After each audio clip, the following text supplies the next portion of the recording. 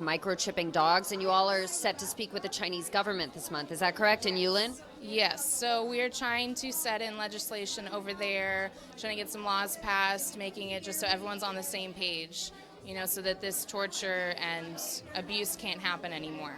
So that's the main thing right now that we're focusing on, is helping, because a lot of these dogs are stolen out of people's yards, and they have collars on. So with the microchipping process, if we can pull over a van and the dogs are microchipped, we can get them back to their homes, back to their families. So as long as people participate in that, they have an even better chance of their dog coming home. So that's a big, huge thing. But yeah, we're starting with schools over there, getting kids to come. So starting at a young age, learning compassion through animals, understanding that way they don't grow up with that mentality. Because a lot of these people grow up, they don't know anything else. They've done this for years, and they don't know that there's a better way, that there's a more humane way to live. Right. So we can start with the children.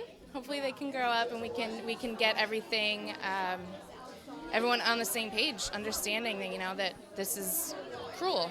Exactly. Yeah. Exactly. And even from a health standard perspective, what you all are dealing with the microchipping, people shouldn't be eating dogs that have been vaccinated or fed food. It's not human grade.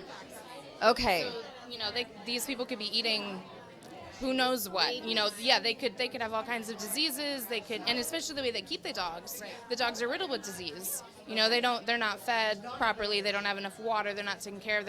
A bunch of them are crammed into metal cages. So none of it even makes sense. So it doesn't, eating that, who knows what you're putting into your body. Right. Okay, so it's not, even from that perspective alone, regardless of all the torture and abuse, it's still not good, and people need to understand that. Thank you so much, Ellie, and we're happy to have you here tonight. Thank you. And then we have Carmen Diaz and her friend, who is this? This is Darth Vader. Amazing, amazing. And Darth Vader is a rescue dog, correct? Well, actually, we are here to support Stop Yulin because, in a different way, he was being eaten by a gang of dogs. That was back in Spain when I rescued him 6 years ago. It's going to be right now, So people there, they just got dogs. They leave it there without food or without, So what happens in nature? The big one eats. Oh, you want to say something, sweetie? So you know what?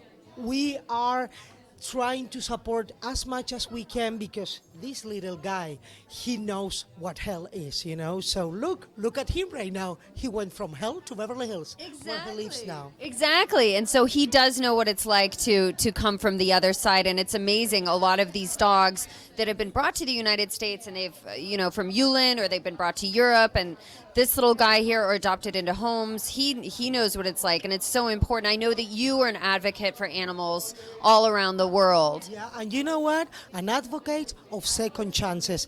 To be really honest, I have always had rescue dogs, but since they were puppies, like the other one who is there. Right. But this one was a real challenge for me because he was 100% traumatized. He didn't love us because apart from being eaten by this gang of dogs, he was abused and hit by his former owner. So it was a real challenge for me. It took me really a lot of time and patience. But here he is, Look how lucky and happy he is, and he's always with you, isn't he? I've seen you at a couple events now with Darth Vader. Wherever I go, he goes with me. And if he doesn't get invited, I'm sorry, I don't go. They are, they are my life, and I want also to show that, look, second chances are 100% positive, and you can have dogs who are extremely well behaved. They don't bother anybody, they don't bark, second chances, and look. And he's here like, oh my God, I'm so comfortable. You're comfortable here. He's an amazing example of what can be done with love and kindness and compassion for someone who's had a rough start, right? And a lot of these animals have. And he's a brand ambassador for that. He's so well behaved. He's a guest at the party always. Yeah, I know. And you know what? For me, it still breaks my heart when I think back in 2011 when I rescued him. I will never ever forget that he used to wake up, he used to go to the living room and start shaking. And you know what? I used to go with him and just hug him like saying, you know what? Nobody will ever touch you again. I'm here to protect you forever. And that's my mission. So it just still breaks my heart because the other day I received from my organization in the north of Spain images of him that she didn't want to send them to me. Oh my God, that even broke my heart. But because you see how he was now and look how he's now. Beautiful. There are a lot of people who criticize me because they say I'm stupid because I bring my dog dressed. Do you know what? If I can bring awareness through fashion and positive vibes, look, he loves clothes, so, and it's sort of like, oh my God, I did so well that now I'm a dog model. Yes, he does. He is, by the way. He's a dog model, so yeah. Yes, absolutely. No, that's beautiful. And thank you so much for bringing him to the event this evening. And thank you for coming. And we can't wait to hear more from you. Thank you. We'll see you. Bye, Darth Vader. Bye. So that was Carmen Diaz, and she's a local animal advocate and activist. She's from Spain. She's here in Beverly Hills now, and she always has the most fantastic dogs that she brings in great outfits with her to parties. And so, who is this? This is Gobi. She's a Yulin survivor. Marc actually rescued her last summer in Yulin. Wow. So she's an awareness ambassador today. Can you tell us a little bit about her story? Do you know? Well, I know that she was rescued from one of the slaughterhouses that he closed down in Yulin. And she went to Safe House 1 where she was for about 3 months. And then she came to his Sherman Oaks facility in October. And I'm a volunteer there. So she was there for 7 days. And then I was like, this is my kid. Beautiful, beautiful. Oh, that's wonderful. And so can you tell us a little about what she may have gone through at the slaughterhouse before Marc found her and before you took her, what that process was like for these dogs? Well, most of the dogs that end up in slaughterhouses in Yulin are actually people's pets. And she is definitely someone's pet. She is a Jack Chi, and she was trained not to lay on the sofa and on the bed. She does tricks, and she sits and shakes, and that's the horrible thing about it, is that, they steal people's pets from front yards, from cars, from the street, and it's just, they're terrified, and then they get tortured and slaughtered, and it's just horrendous. That's horrible. So she was actually someone's pet that was stolen, and that's a common thing? Very common. Very common. And I was told that she was taken straight to Safe House 1. I think he has 2 or 3 at least, because she was one of the healthier dogs, thank God. She's only between 2 and 3. So she's a baby still? She's very young. We didn't know, and we just took her to the vet recently to get a rattlesnake vaccine, because now she's a California dog. Yeah, exactly. Exactly. And I'll be damned if she's went through all of that and then come here. So be on a hike and get a snake bite. Oh, right? God, no, God forbid. So, but she's been great. She's an awareness ambassador, and I tell her story at least 10 times a day. I have my own nonprofit, Cecil's Angels. That's how I met Marc. And what is the name of your nonprofit? Cecil's Angels. Cecil's Angels. Okay. And we actually did, you can't see I'm wearing a t-shirt, Cecil's Angels. We did the Yulin Survivor campaign, that all the funds that we raised last fall was given to Marc for this. That's amazing. Good for you. So that's how I met him, because I write a blog, and when he came back from Yulin, I was like, I have to meet this man. That's incredible. And so that's what happened, and then I got a baby out of it. Oh, well, that's wonderful. She is a beautiful, beautiful dog, and thank you so much for having her be an advocate and an ambassador for these dogs who are so wonderful. And We're just there, when the dogs come in, and to help them. There's so many wonderful volunteers and people that pick them up from the airport and do all kinds of stuff and take them around. But really and truly, people connect so much more when they meet an actual Yulin dog, because the photos are horrific. We can all agree. But when you meet someone, I tell her story about 10 times a day. People cry, and they're like, this dog, like, seriously, So it is important to have some of them over here to really represent what's going on and to get people involved. absolutely. Well, thank you so much for sharing your story and letting us meet her. And And she's a real example of what some love and kindness and rehabilitation can do for these dogs. And there's so many that are going through it over there. So thank you so much for the work you do. Oh, like I said, this is all Marc. We're just, hovering around him and helping him in any way that we can. But he's the true hero. And if it wasn't for him, she would not be here today. Right, and most of us wouldn't know about Yulin. Oh, she does. Yeah, They're so- smart. Well, thank you so much. Thank you. Thank you. Of course. Have a wonderful event. So that's beautiful. It's wonderful that we can meet one of the Yulin dogs. And there's so many here at Animal Hope and Wellness that still need homes. So if you're looking to adopt a dog, definitely seek them out. They're in the Valley. They're close by Los Angeles, and they have a lot of wonderful dogs. We have, let me see who we have here.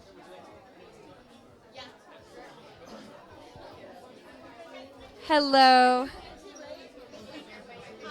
Hi. Thank you for being here. So we have Marc again and Shannon. And so they are both going to be two of our panelists this evening who are going to speak about what's going on in Yulin and the dog meat trade in specifically China. And so, Shannon, can you tell us a bit about what you do as an activist? Well, currently, my work is with Animal Hope and Wellness Foundation. She's actually on our board now, by the way. Oh, congratulations. That's amazing. It's a huge honor, and one I'm taking very seriously. We actually, within 1 minute, decided that I was going with Marc in June to China. So, yeah. And, I mean, he's like, he's scared, but it's fine. You got this. We got this. For me right now, I'm focusing on HR 1406, which is to sort of clean up our own side of the street here in the United States and make sure, 44 states it's still legal to consume dog and cat. Really? Yeah.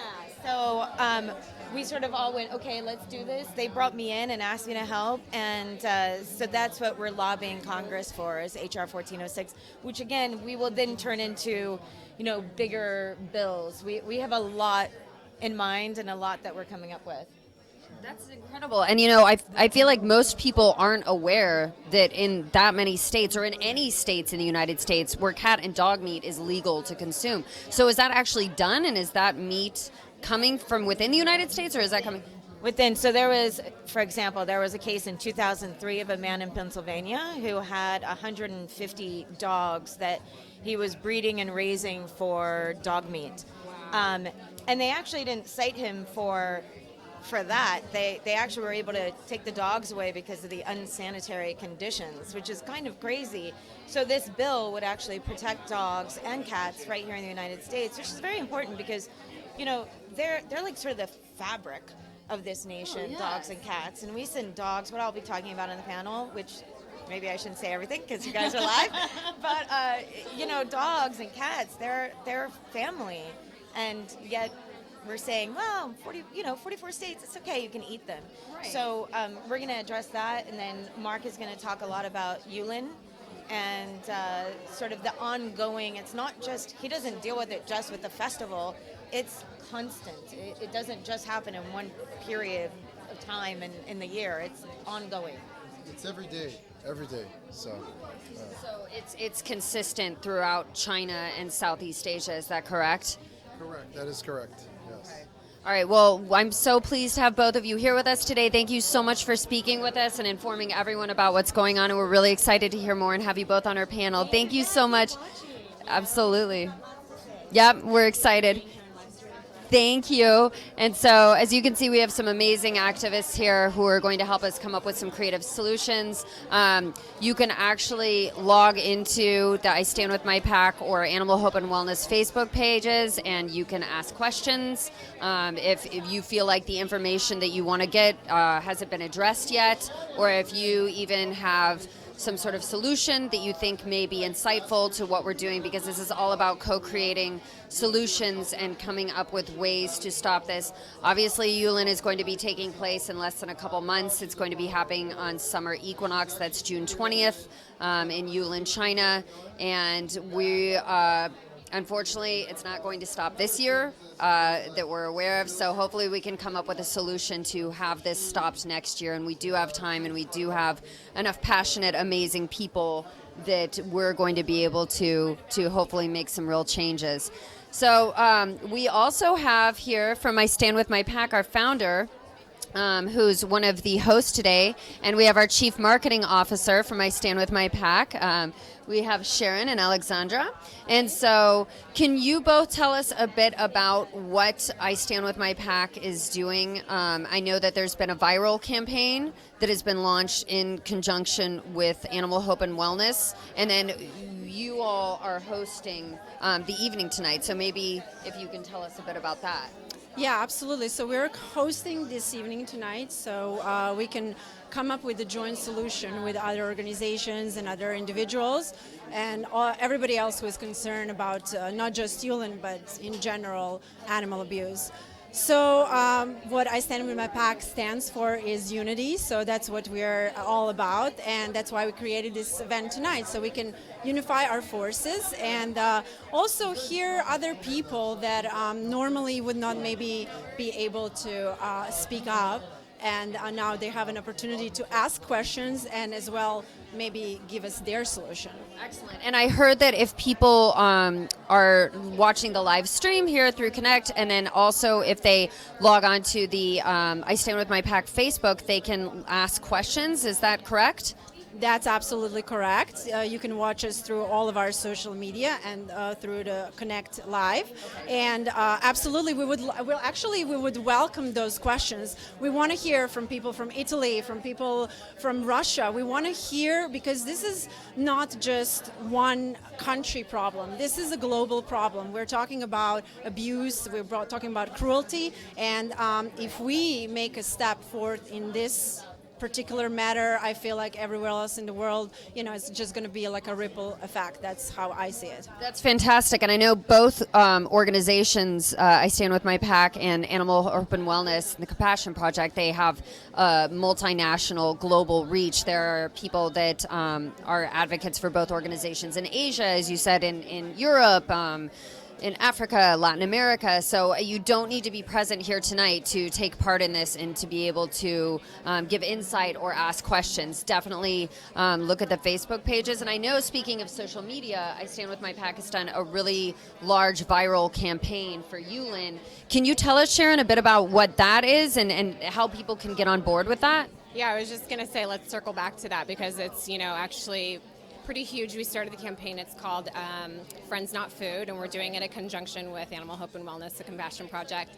And we're basically asking folks to, take a photo, which is really simple. Just take a photo with a pet, an animal, your friend's animal, and just in your photo, just mention Friends Not Food, because that's the name of our campaign, just to spread awareness about the festival that's happening. Okay, so that can be on Instagram, Facebook, whatever you like, and it can be any animal, cat, dog, anything, anyone. Not discriminatory, but Okay, that's excellent. And then should people tag I Stand With My Pack?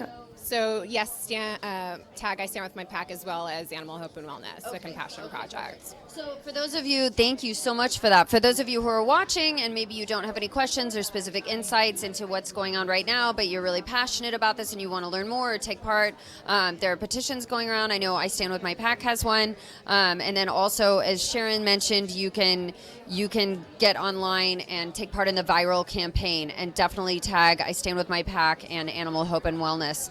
So I also wanted to mention something. We're coming up with a video campaign as well, and we're hoping to make it viral. And it's also in a part of this particular project. And we're coming up with this probably, I'm not going to specify the date, but probably by the end of May. And we're really hoping to reach many, many people. And we're hoping that many, many people will join the movement. excellent. Okay, so what is next? I know I Stand With My Pack works with not just dogs and cats, but all kinds of animals and all life forms. So what is next for I Stand With My Pack? Is there anything else going on that viewers should be aware of?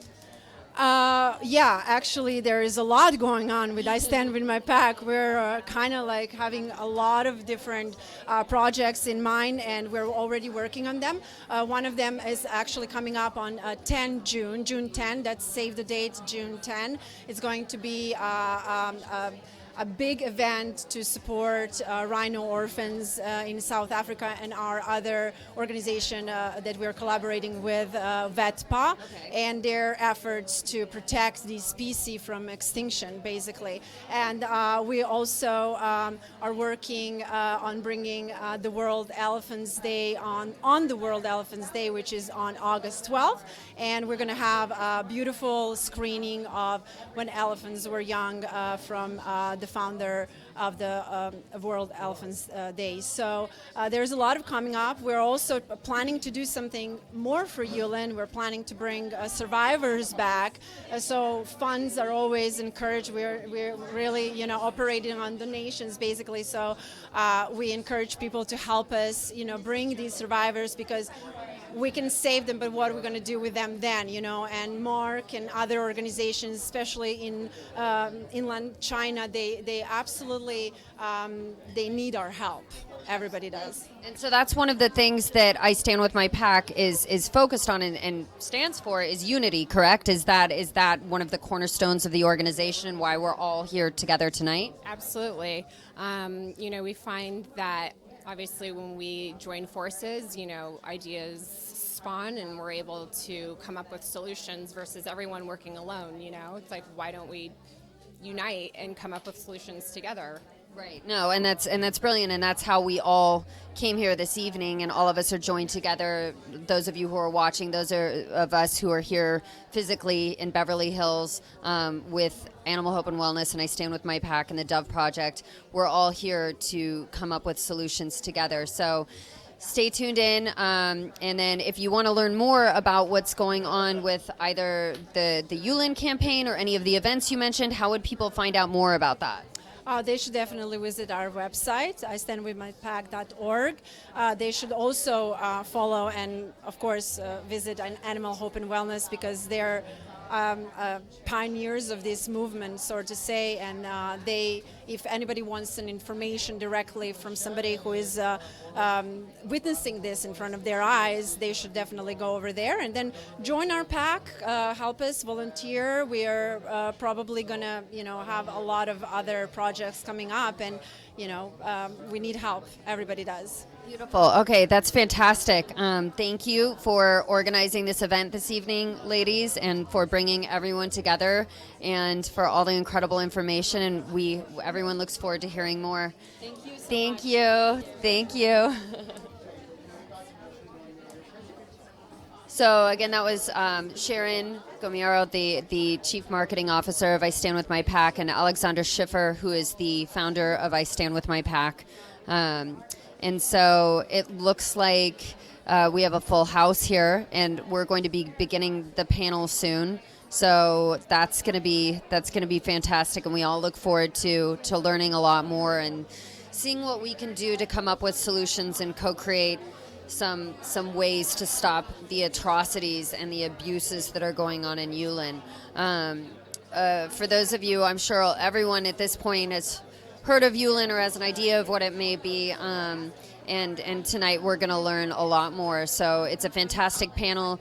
We've already seen a couple of our panelists. We've seen Alexander Schiffer, who is the founder of I Stand With My Pack and one of the co-hosts of this evening. We've seen Marc Ching of the Animal Hope and Wellness and Compassion Project, and then Sheena Dougherty, who's obviously a really committed, knowledgeable animal activist and is dealing with stateside issues such as the cat and dog meat trade, which I didn't even know about, that it was legal in 44 states. So that's shocking, and we definitely are excited to learn more about that. And we have now Tana Loy, and she is with I Stand With My Pack. And so you're here to support this panel and to learn more and give insights. And so you're a really involved, committed, seasoned animal activist, and I know you're passionate about dogs, all animals, but... Yes, absolutely. I mean, I think that I'm specifically passionate about dogs and what's happening in mostly the Asian countries and the dog meat trade and slaughterhouses. I think that is probably one of my biggest passions. I mean, you'd love to conquer everything, but you kind of pick and choose battles, and once one is conquered, then you move on to the next, right? So for those people who are watching, they're streaming this, what would you tell them if they don't know a lot about what's happening in Yulin? What would you tell them to inform them about what is going on? It's very gruesome and it's very horrific, and you know what the culture over there is believing is that they are when you torture an animal, certain chemicals are released in their body and it makes their meat taste better, and so they are meant to stay up and stay alive and be tortured for up to 48 hours, and it's extremely horrific. I mean, paws being cut off and you know, being thrown into boiling water and pushed down with a stick while they try to jump out, and then beaten against the wall and things like that, and then being thrown into a kennel to do it all over again, you know, in a couple hours the next day or whatever. And you know, the treatment of the animal is extremely gruesome and horrific. So this is all based upon a superstition that it makes the meat better in some way? Yeah, it's all superstition. It's been proven that none of it is true, and yeah. Okay. So, and that's what Tana mentioned is the reason that we're all gathered here this evening. Obviously, you know, there are animals that are consumed in every country, but this sort of blatant abuse and torture is what most people, not maybe the people who are viewing this or the people that are here this evening, but most people in most countries aren't aware is going on, would you say? Correct. Yeah, I think that a lot of people are not aware. In fact, most people are not aware, and I think that we need to spread the word and, you know, let these countries know that this is not okay. This treatment, human or animal, it is not okay, and there has to be laws in place to help protect the animal. Yeah, we have to spread the word. Absolutely. Okay. Thank you so much for all the insights. I know it's difficult to speak about that and You can volunteers. If you go online, you look at the videos, and you do some research, I think you can see from yourself, and if it doesn't strike a chord in you. Yeah.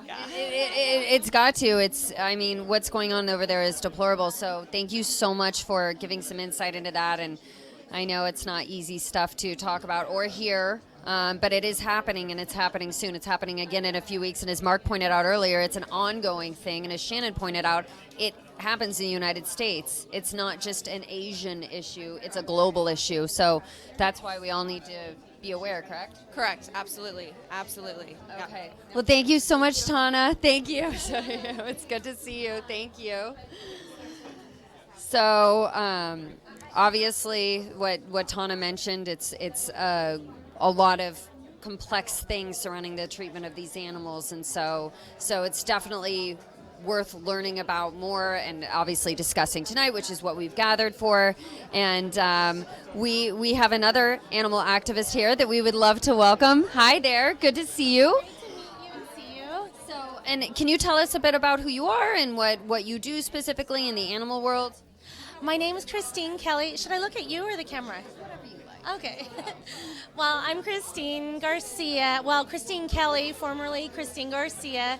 For the past 17 years, I've been an animal rights attorney, mostly representing animal rights activists, their civil rights, defending dogs on death row. I've gotten hundreds and hundreds of dogs out of doggy jail. Amazing. That would have been killed otherwise, which is awesome. And I opened up my own nonprofit called Possum's Welcome, which is going to be a sanctuary for animals, farm animals, factory farm animals, mostly ambassadors, but also a sanctuary for people to just find peace, a community, a place where there'll be workshops every week where people can learn about what's going on in China, what should they eat, organic, fresh food farming, cooking lessons, self-love, care, just caring for yourself, animals, the earth. So that's where I'm going now. That's beautiful. So from a legal standpoint, obviously it's legal to slaughter animals in every country on earth. and you're obviously passionate about all animals, but with farmed animals, cows, pigs, chickens, and so a lot of people that speak about activists in Yulin being hypocritical or even ethnocentric for caring about dogs and cats being consumed, but then yet we have pigs or chickens or fish on our own plates or cows on our own plates or even veal or younger animals. So what is your take on that? Oh, that's actually a good response, is that first of all, there's nobody who's more correct. Everybody is in the wrong for taking the life of an animal, and especially through torture. One thing about the Yulin that is particularly harmful in my mind is that a lot of it is for decor, for the festival, for fun, for enjoyment. And just the brutalization and murder of animals, there is nothing fun and festival-like about it at all. Right. Animals, people somehow are turned off and they think, I don't see the animals that's getting slaughtered and murdered and killed, and I need to eat, I need my protein. I mean, there's all these myths about like my health. I actually can't eat anything vegan. I mean, people have lied to themselves. They have lied. And they're living in a dream. And for some reason they think, oh, that's for my nutrition. Right. And so there's no distinction in slaughtering animals. It's all wrong. But some people are like, oh, that's my nutrition. They've got a screen in front of them. And that's incorrect. And I know that you understand that's incorrect. Right. But the Yulin, there's something about the festival. There's something very macabre about saying, this is just for pleasure.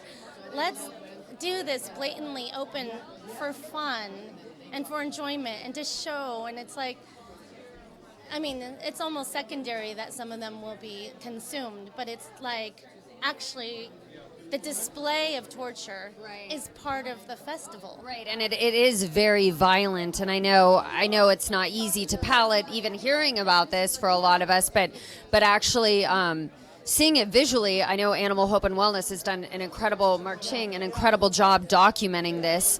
So if you want to see more and see what's really going on over there, you can absolutely see the videos online. Again, Animal Hope and Wellness has it. And what you've said is absolutely correct. I think the gratuitous violence that is in the culture of the festival, violence just for the sake of violence because it tenderizes the meat, as we've learned,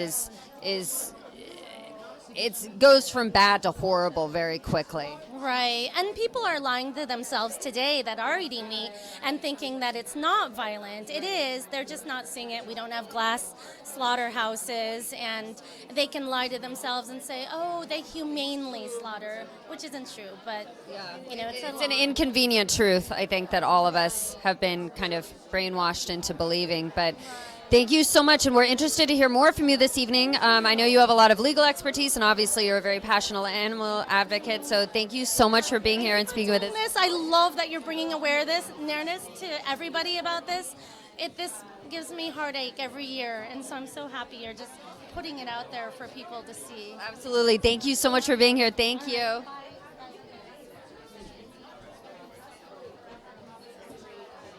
Oh, and we have, hi, good to see you. And here we have one of the I Stand With My Pack board members, Otep Shemaya, who we're and she's honestly one of the most passionate, committed animal activists that we've met, and so we're very honored to have her here tonight. She's not only a board member of I Stand With My Pack, but she's going to be a panelist that we're hearing from this evening. And so as an animal rights activists, the people that aren't that aware of what's going on with Yulin, who perhaps aren't aware of what it really means and what's going on in the festival, what would you like them to know?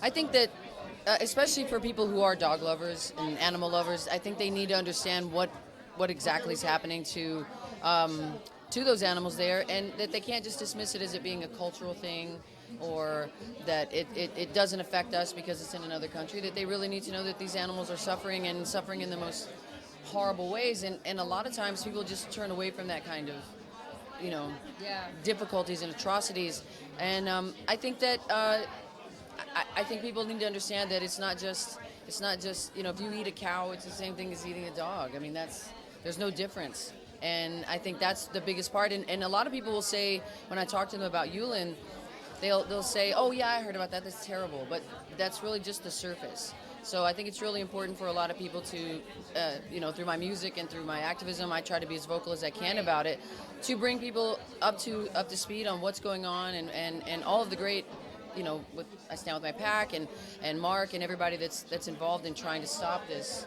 horrible atrocities that go on to these poor animals. And so I think that's probably the biggest takeaway, is that a lot of people know about it in theory, but they don't really understand what's going on. So the more that we talk about it and the more that we express our views, and social media helps a lot, because mainstream media won't cover it. I mean, I was just showing people earlier that when MSNBC was down at the Santa Monica Pier talking about politics, I ran down there as fast as I could with this huge sign that said "Stop Yulin," and I stood behind Chris Matthews and just held up the "Stop Yulin" sign, because that's the first time national news has ever even covered it. Really? So yeah. So for me, I wanted to get it on there, and it was live TV, and Rachel Maddow and they spoke about it afterwards, because it was mostly about politics, but I wanted to make sure that people saw that, and if they didn't know what it was, they would Google it. And it's about awareness, I think, is most important. Really, that's the biggest thing, and social media has been probably the biggest catalyst for information that we've seen in a long time. Absolutely, absolutely. And that's an interesting point you brought up, that there has never been any mainstream national news organization that has brought any attention to Yulin, and that to me is shocking, especially if you look at people like yourself and what Marc is doing and all of us gathered here today. All the attention that people are working to bring to that, and you're right, people dismiss it as, oh, it's cultural, I can't be ethnocentric, and or it's on the other side of the planet, but as Shannon Dougherty mentioned earlier, in 44 states, cat and dog meat is legal to consume, and it is a global issue, and it needs to have people, artists such as yourself drawing attention to it, and all of us here today. So what would you say to people that want to look beyond social media and get involved in this? How can they do something about this? Well, I think the first step is educating yourself. Okay. That is the first step, to really understand what happens. And it's the same thing with the meat and dairy industry and everything else. When people don't really know what goes on within the slaughterhouses or how these animals are treated, the first thing is to understand that imagine your pet being stolen and put in a cage and then later being used for food. And that is, I think, the first thing, and it's a horrible thing to try to imagine, but that is the reality. And Americans, I'm an American, so I can talk badly about Americans sometimes, but Americans love their own reality. They really do. And reality is scary. And so it's easier to look away, it's easier not to pay attention, and then it's left upon activists and those who are woke to really be involved in educating other people. And it doesn't have to be the most visceral videos. Sure. I think it's also it could just be text, it could just be dialogue, it could just be, telling everyone if you know about this, educate them on it, so that more and more people can put pressure on those governments, more and more people can put pressure on the people, and also help support the groups that are actually going there and helping to save those dogs and bring them to safe places. And that's really, I think, if you don't directly want to be involved because it's too much, then support those of us who are actually in the fight, because we need you. And sometimes it gets really lonely fighting this fight, and just being there for us and being and helping us. Retweet a tweet. Right. Simple. Repost something on Instagram, share something with your friends, or just, talk about it and let other people know. And, sometimes maybe it is about, the reality of it is very scary, but just think about the reality of those animals. And I think it pales in comparison to what you're experiencing, to what they're experiencing. Oh, absolutely. And thank you for pointing that out, and thank you for informing us of all the things that people can get involved in and do. And I think you're right and wonderful to point that out, that if someone can't directly get involved, support what OTEP's doing, support what the Compassion Project and Animal Hope and Wellness is doing, I stand with my pack, and foster a dog, support organizations that are. And so thank you so much for being here tonight. We're excited to hear more from you and hopefully co-create a solution for Yulin stopping finally. Thank you. Sure. Thank you very much for having me. This is awesome. Thank you. And here we have John Sessa, who's brought a friend with him. Hi. Nice to see you. Nice to see you too. So who is this? Yulin Hope. So she was rescued from a slaughterhouse in Yulin. So she's kind of been our awareness ambassador since about a year and a half now. So, wow. Yeah, so we rescued her a year December. And so she's been our awareness ambassador for Stop Yulin Forever ever since. That's beautiful. And she is such a gorgeous dog. She's so little and tame and brave. Do you think she was someone's pet or? Yeah, we figure she was someone's pet. You know, most of the dogs that enter the meat trade are, you know, people's pets. So we figure she was probably someone's pet. Horrible. Do you know anything about what she may have gone through or her experience before she was rescued by you all? Well, I mean, because she was in a slaughterhouse, normally the general routine is that they are crammed into those small cages and transported across country with no food or water. And then when we got her, she was in a small little pen with like 100 dogs. And so we got her and she was pregnant. So she ended up, 2 weeks after we had her, she had 4 babies. And so I've kept 2 more, so I've got... Good for you. That's amazing. So what could have happened to her? I know she was headed to be a meal for the festival, but so a pregnant dog was going to be slaughtered. Yeah. So and generally that is what happens. You know, they are all crammed. None of them are spayed or neutered. So, you know, they're all crammed in a small area. So, you know, they obviously a lot of them get pregnant, and you know they don't even know. You know, they're just killed right in front of each other. So it just doesn't matter. Yeah. Okay, well, thank you so much for rescuing her and standing up for these animals who need that voice so badly. So tell us a bit about your work, because I know you're a very committed animal advocate and very knowledgeable about Yulin, and you're one of our panelists here this evening. So I've been to Yulin 3 times now, and we have a documentary that's coming out next month called The Road to Yulin and Beyond. So it's basically my partner, Lisa Vanderpump, and her husband, Ken Todd, have been with me for the last 18 months. And so we've been documenting everything. So from the coverage we've had on Real Housewives and also Vanderpump Rules, we've kind of like used that as a momentum now and a stepping stone to release this documentary. And so it's going to be coming out. We're doing a private screening on Capitol Hill on the 20th of June. So that's going to be a precursor to Resolution 30, and hopefully bringing it to the floor on the 21st as kind of a symbolic gesture when the festival starts. So we're going to be premiering that, and then we're going to try and get it into the Venice Film Festival. And just kind of do what the Cove and Blackfish did for kind of animal rights, and just bring awareness about it so that some major change can happen. That's incredible. Well, we look forward to learning more about your film and your work, and thank you so much once again for being such a supporter for these animals and for being here with us this evening. And we look forward to hearing more about some solutions and your insights into what's going on. Thank you so much, Sean. And it was good to meet you, beautiful.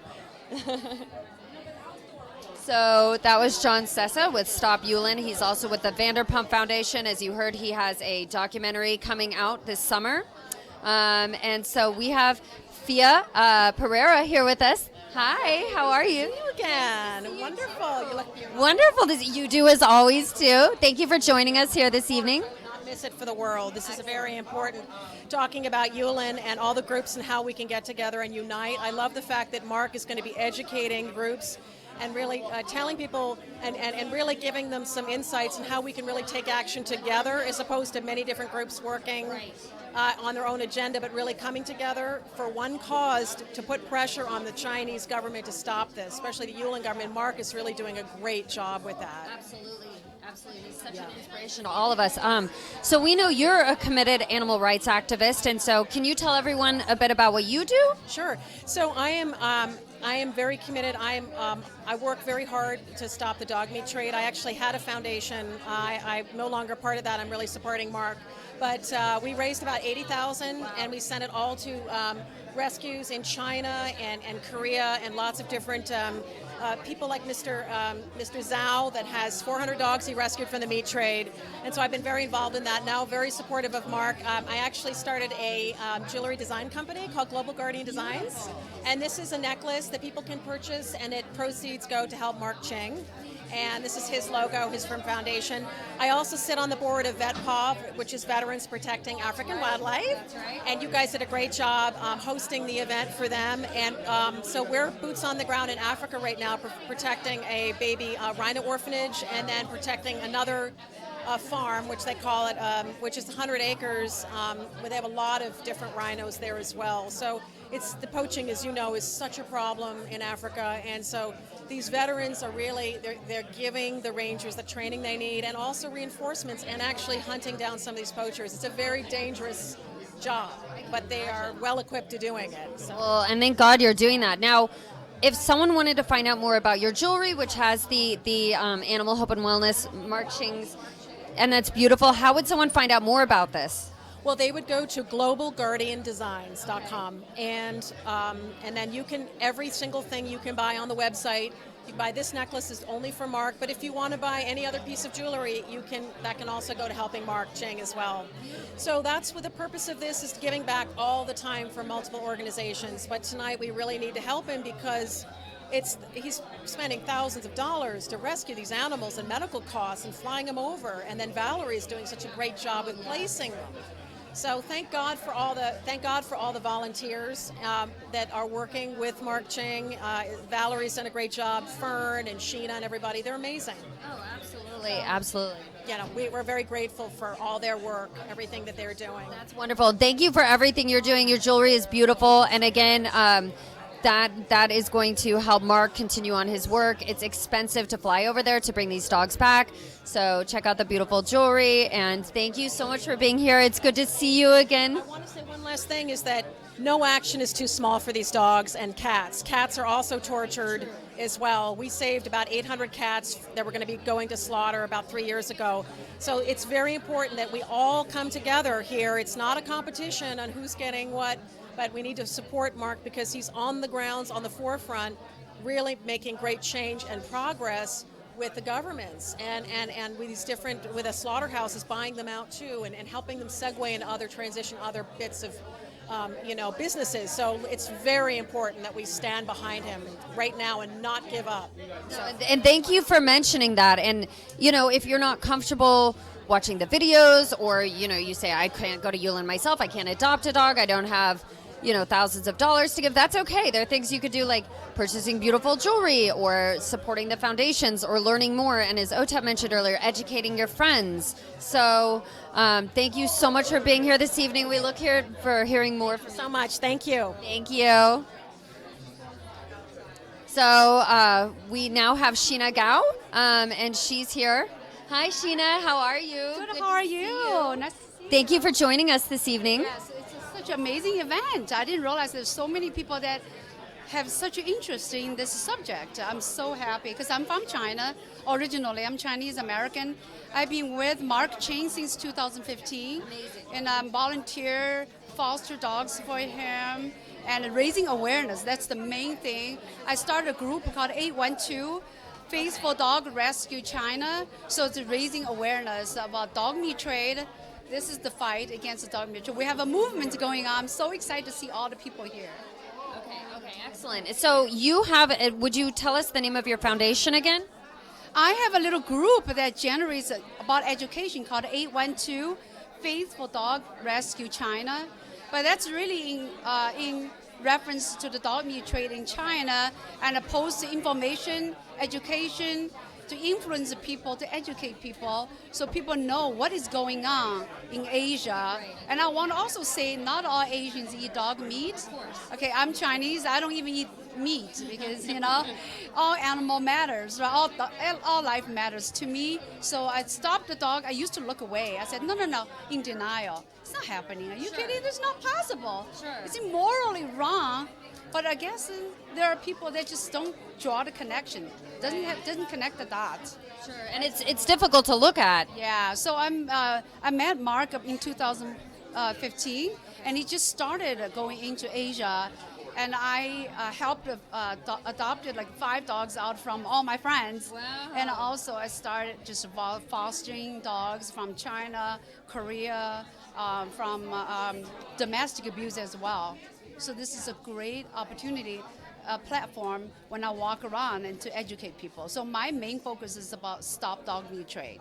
Excellent, excellent. So we're so excited to have you here with us this evening, and I know you'll have some really interesting insights, you know, being Chinese, obviously having been to Yulin, having experience with the dogs, adopting them out, and then working alongside Marc and with your own organization. So we look forward to hearing what you have to say, and thank you so much for being here. Thank you. Thank you for broadcasting this to raise awareness. Absolutely. Okay, Yep, thank we you. all need to be aware. All right. Thank you so much.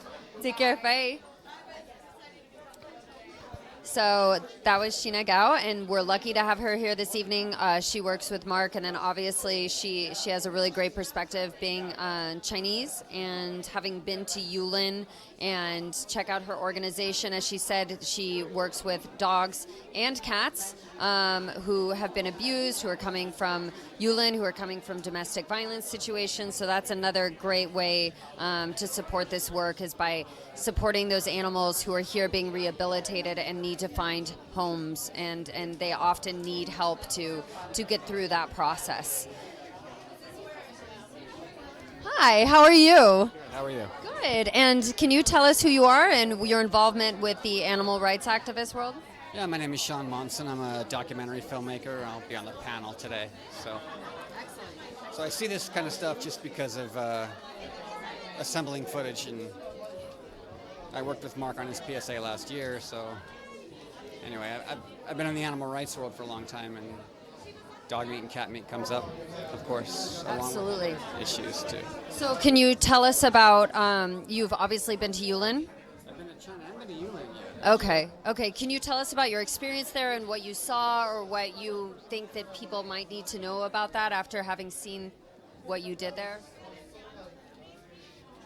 You know what the toughest thing will be for people? Will be, in my humble opinion, will be correlating what is perceived as a local tradition there with what is sort of local for us here. Okay.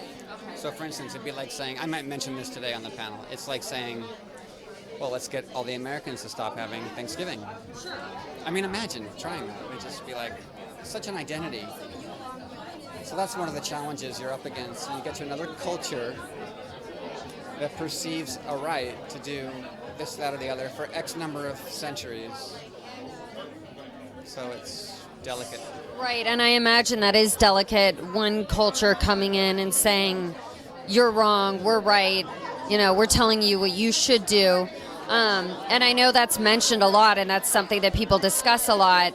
And obviously, every country in the world, we all consume animals for products and for food. But having watched, I watched the PSA that you did that, and that to me, watching any footage of someone losing their life that wants to live is traumatizing, but something about Yulin and the footage that you shot is specifically violent. It could be because the dogs and cats are sort of our ambassadors of the animal kingdom. They live in our homes, they sleep in our beds, you know. Our best friends, exactly. Cows, chickens, and pigs are a little more removed. Sure. So, but we have a term for that. It's called separation based on form. Separation based on form. Okay, that's interesting. And it's not really unlike what you might have seen with racism, separation based on color, or sexism, separation based on sex, or your ideology. If there's not distances in the world, there's distances in the mind. There's always a separation. Right. And the one way to get around that problem with the animals is this is the biggest step, but it's the one people need to eventually look at, is that you got to go vegan. Right. You go vegan, and then they'll never pinch you up because you're like, no, I don't eat that, I don't wear that. I'm not withering away. I've been vegan 20 years. I'm pushing 50, and I don't look like I'm withering away. Well, this is a great example why everyone needs to be vegan. Because the perception is you'll not get enough of this, that, or the other. Sure. But that's not true, not true. Medicine and culture has been slow to recognize that, or want to recognize it, probably. It's very embedded, I think, into all of our cultures to see animals as a commodity. Sure, it's their entertainment, their food, their, a couch, car seats, but I think you've seen firsthand and being a vegan, that the level of consciousness and the pain and the fear is there. Would you say correct across the board? Absolutely. Look, they're vertebrae. Most of them are all vertebrae, just like you and me. They have a spine. Sure. If it's hot, they're going to step away. If it's cold, very similar. You accidentally step on your dog's or cat's tail, just accidentally, they'll yelp. They'll let you know. You don't have to have any like major cerebral function to like process the fact that they're sentient, that they feel. It's just more convenient to say, nah. Like, we gotta help the whales, and we gotta help these dogs and cats, and we gotta help the seals. Cows, chickens, and pigs, but I think that mirrors itself in society.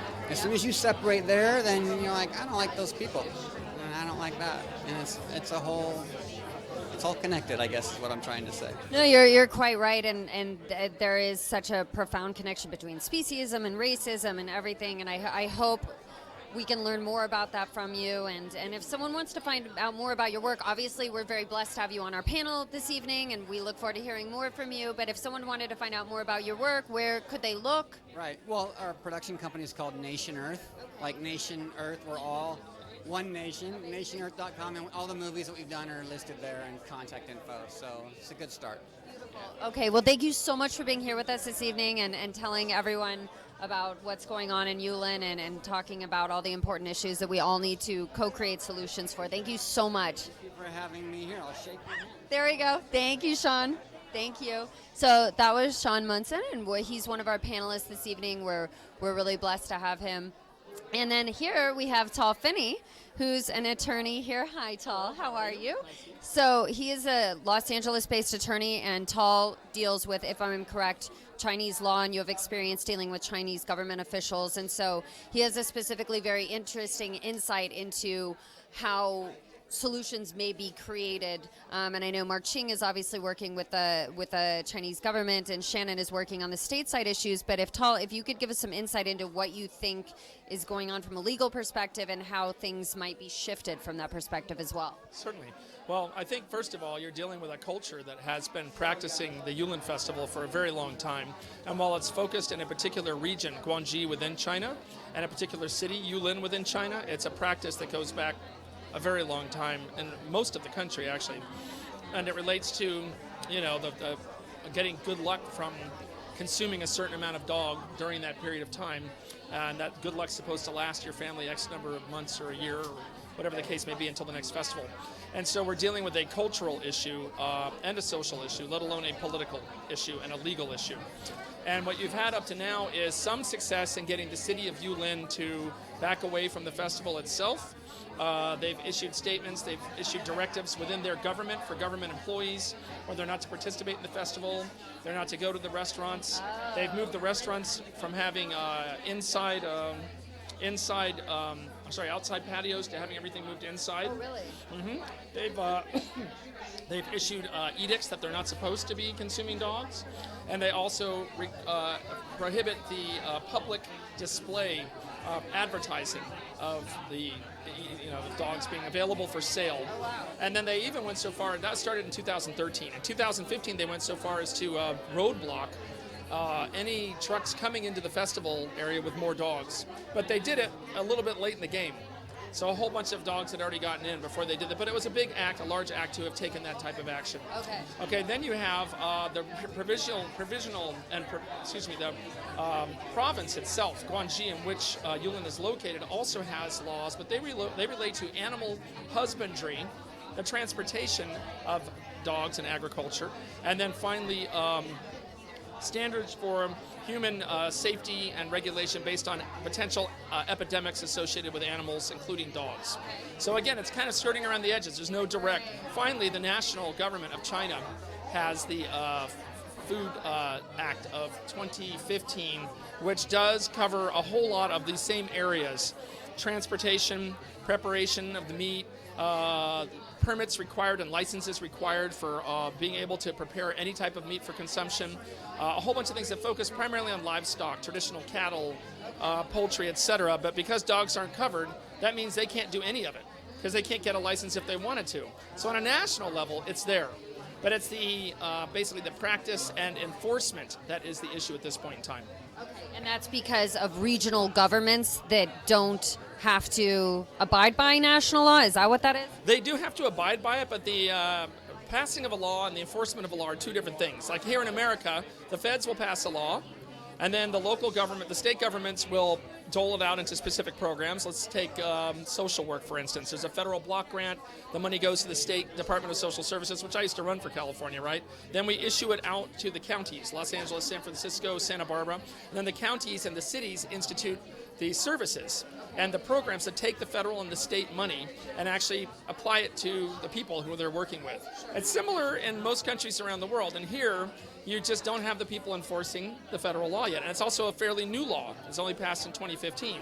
They have animal husbandry laws, anti-animal epidemic laws. They all go back to 2011. But you still don't have a direct law, and neither do you have a really strong enforcement of the national law at the regional and local level. Well, we look forward to hearing more from you this evening. You're one of our panel guests. We're really looking forward to learning more about what can be done from a legal perspective, what's going on in China. You're obviously very well informed. So thank you so much for being here with us this evening. It's great to see you. Thank you. You too. Thank you, Tal. Absolutely. Thank you. So again, that was Tal Fenny. He is a Los Angeles-based attorney. He obviously is very knowledgeable about what's going on inside China, both nationally and regionally, regarding the Yulin Festival. And so as one of our panelists, we really look forward to hearing more this evening.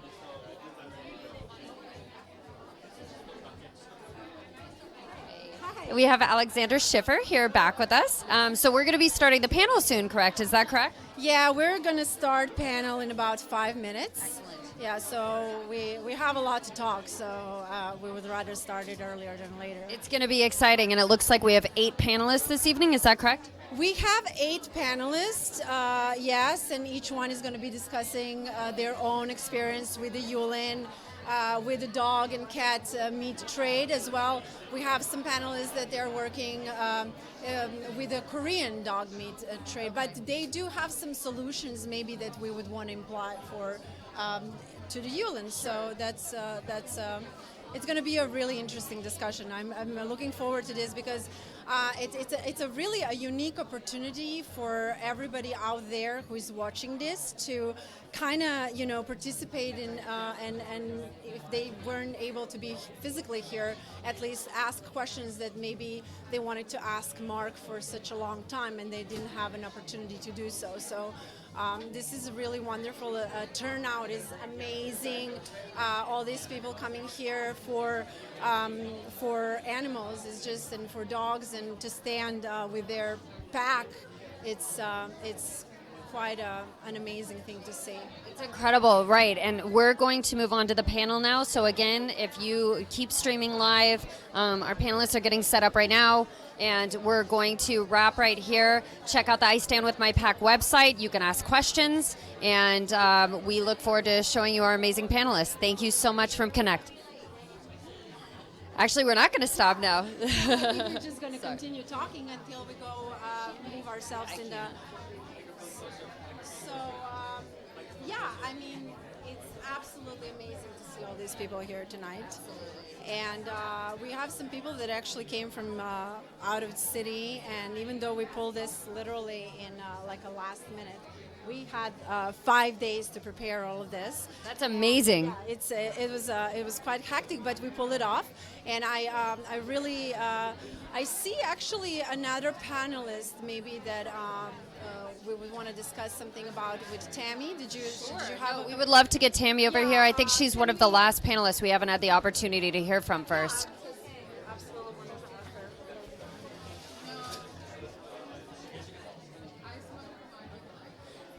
Hi. Hello, Tammy. Tammy is one of our panelists here this evening, and we're very blessed to have you. And thank you for having me.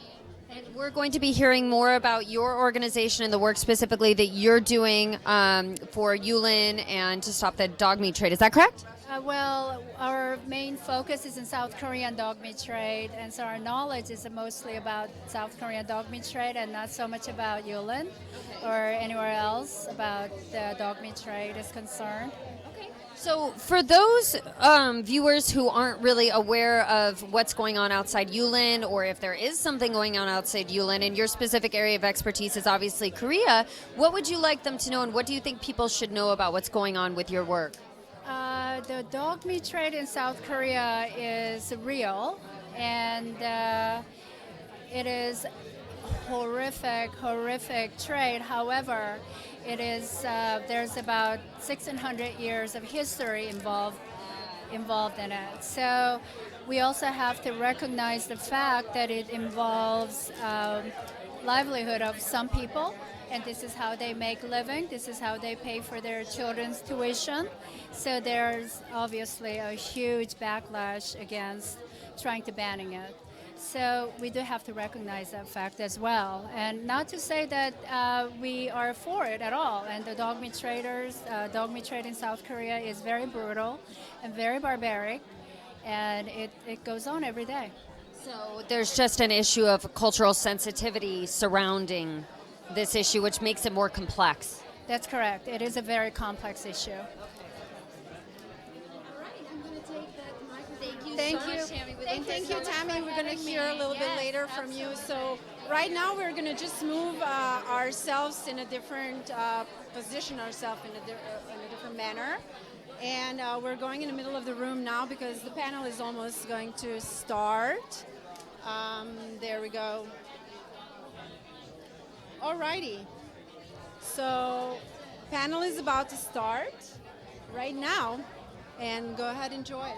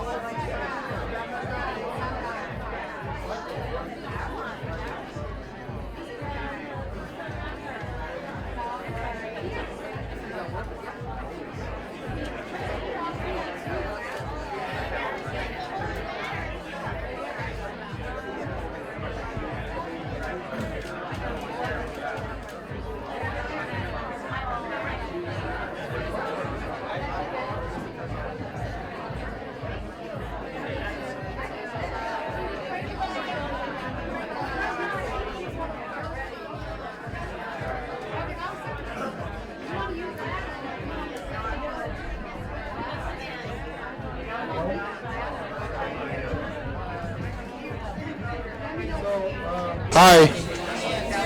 This is on, huh? Is it on? Turn it a little louder.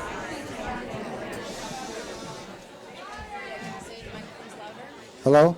Oh, that's loud. That's loud. I think that's loud enough. You might just have to. Hello. Yeah. Hi. I think we're going to get started.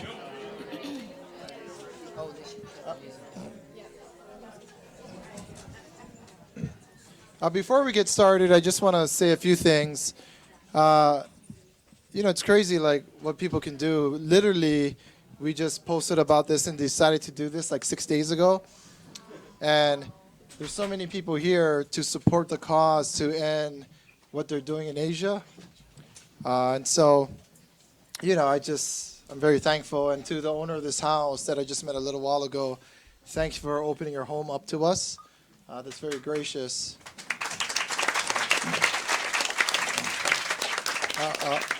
To my wife, who has to put up with me because I'm retarded. and the director of my foundation, she couldn't be here, but she's literally in China at our shelter right now, trying to get it ready for our project in Yulin. And so to her, we miss you, and I never say much, but I'm thankful that she's with us. And so this event is more about, when it comes to the dog meat trade, especially Yulin, there's so many groups that work against it, trying to fight to end it, but everybody's divided. There's all these egos, these big groups are trying to, I don't know, and so everything's so confusing. This event is more about unification, about answering questions, and about getting people involved who want to really see this end. And that is the purpose of this event. I was supposed to be very informal. I was supposed to be outside, and then it started raining, and so forgive us for the tight space. But this is our panel. Thank you for Alec from I Stand With My Pack, who literally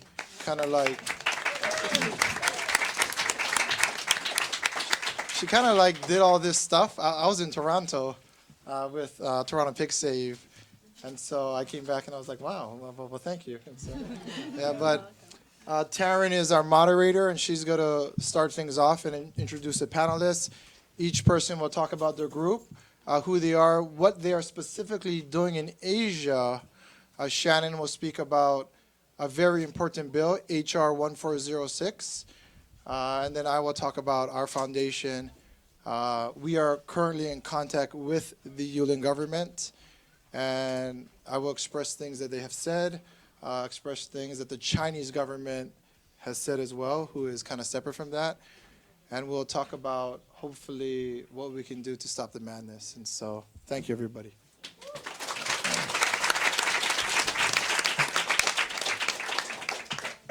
So thank you so much for that, Marc, and thank you to each and every one of you who are here today. For those of you I haven't had the pleasure yet to meet, my name is Taryn, and I am going to be moderating, as Marc mentioned, the wonderful panel of activists who've gathered here, who we're all so grateful to be hearing from, to come up with some solutions and give insights into what's going on with Yulin and the greater cat and dog meat trade.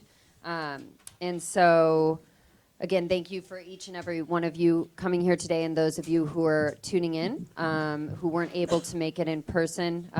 Special thank you to all of you who flew in. I heard there are some people who are from out of state, so that's beautiful to have you here. Yeah. And I'm sorry this is not in order, but I'm going to introduce each one of our panelists. And again, I apologize, it's not in order of who's sitting where. Again, we were supposed to be outside and we're inside, so we're a little cramped. But we are honored to have Marc Ching, who all of you know from Animal Hope and Wellness and the Compassion Project.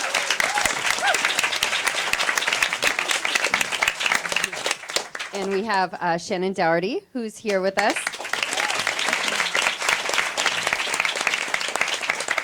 We have Alexandra Schiffer of I Stand With My Pack. We have Sean Monson.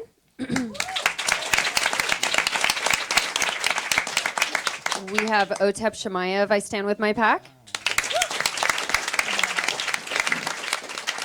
Julie Warjup.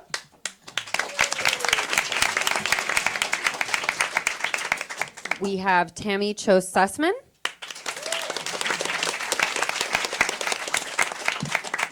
We have Tall Finney here. Kiana Yang of In Defense of Animals. And John Sessa, who has brought a Yulin survivor with him.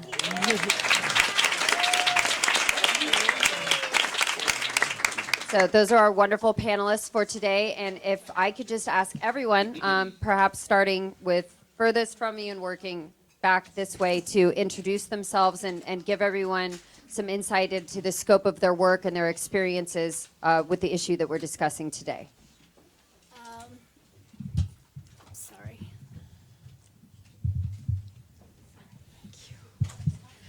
Thank you. Hi, thanks for having me here. My name is Tammy Zussman. I'm a co-founder of Dove Project. It's a acronym, stands for Dogs of Violence Exposed. We are a 501c3 organization based in Los Angeles.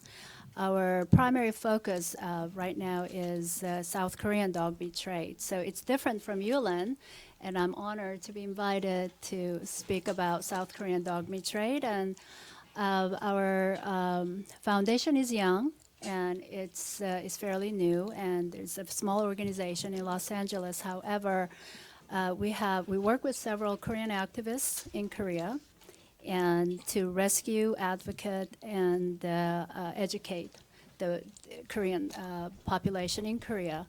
We do believe that change has to come from within, and we have so far rescued facilitated rescue. We didn't do it ourselves, but through our activists, we have rescued over 100 dogs and brought them here.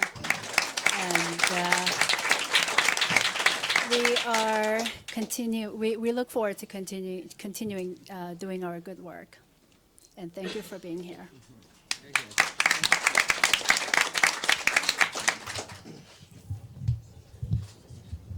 Hi, I'm Kiana Kang, and I'm with In Defense of Animals. We've been working with the dog meat trade, specifically Korea, for over 16 years. And we've been making progress.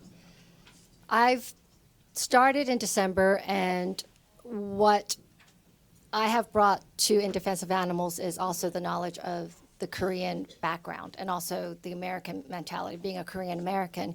And what Tammy could attest to is things are different there from the way we think of advertising and stuff like that. So what we think will work here will not work there. So I, too, am working with local activists and volunteer groups to see what would work best within the Korean people that, would make a difference and be most effective. And like she said, it has to come from the Korean people. We're a very nationalistic country, group of people, and we're here to support them and do whatever we can through the government, through local, through grassroots. And right now we're working with the government and projects to shut down slaughterhouses, working with local activists to shut down one in a few cities and here. But, with what's going on with Korea right now with the new government about to happen, we have hope, and the activists have hope. So we think that change will come. It's not going to happen overnight, but it will happen. But it has to be done in phases. But we believe it will happen because most of the Koreans there don't want it. They want it to end. So, and also, we also tap into other Asian countries like China, which is the country that consumes the most. And we've been advocating through government and awareness and everything that we could do to get people involved as well, because we have to work together because we can't do it alone. Everyone has to be involved. The citizens of China, Korea, other countries, and the government. So we all have to work together to make a stand, to let people know and support the citizens of those countries.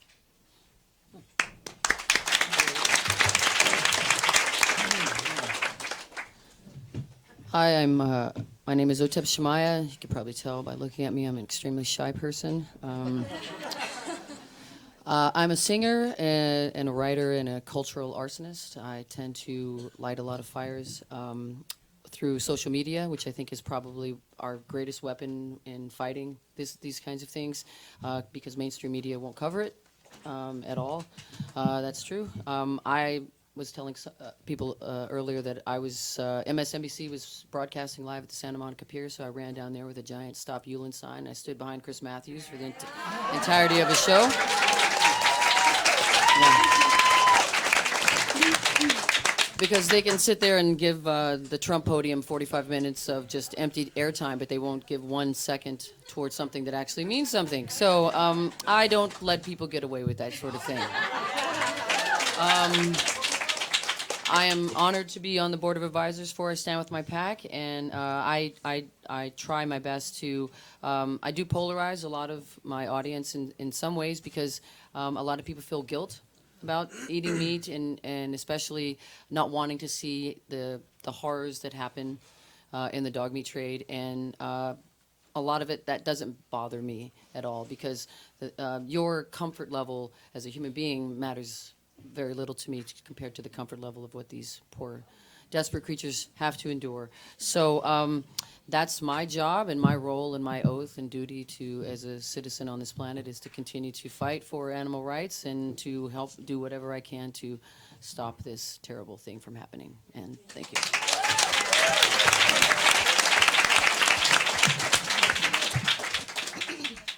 So my name is Alexander Schiffer, and I'm here for I Stand With My Pack. Originally, we founded this organization because we realized there is no unity in animal welfare movement. And we often came across so many no's from other organizations, and we realized to really come to any solution to any kind of problem, there has to be unity between people, between organizations, and there has to be information needs to be available. Oftentimes it's happened that organizations are keeping their information for themselves, and they're not really open about it. If we are all open about information, and if we all give something that each one of us has something specific to add to this table and some talent to bring something that actually will push the movement further, I think that's the key, and that's why we're here, and that's what our organization stands for. We advocate for, we're lovers of all animals, so it's not just dogs or cats or rabbits. We love everybody, but specifically we started with Yulin because in my opinion, where we can make a connection if not with our best friends. So if we really make some step with this festival, and if we stop it, I think that will just be a ripple effect for all the other things that are coming on. So thank you all for being here. We really appreciate you all, and it's honor actually to stand next to these pioneers of this movement and people that have been working so much and gave so much of their own life and privacy to save those that have no voice. So thank you all.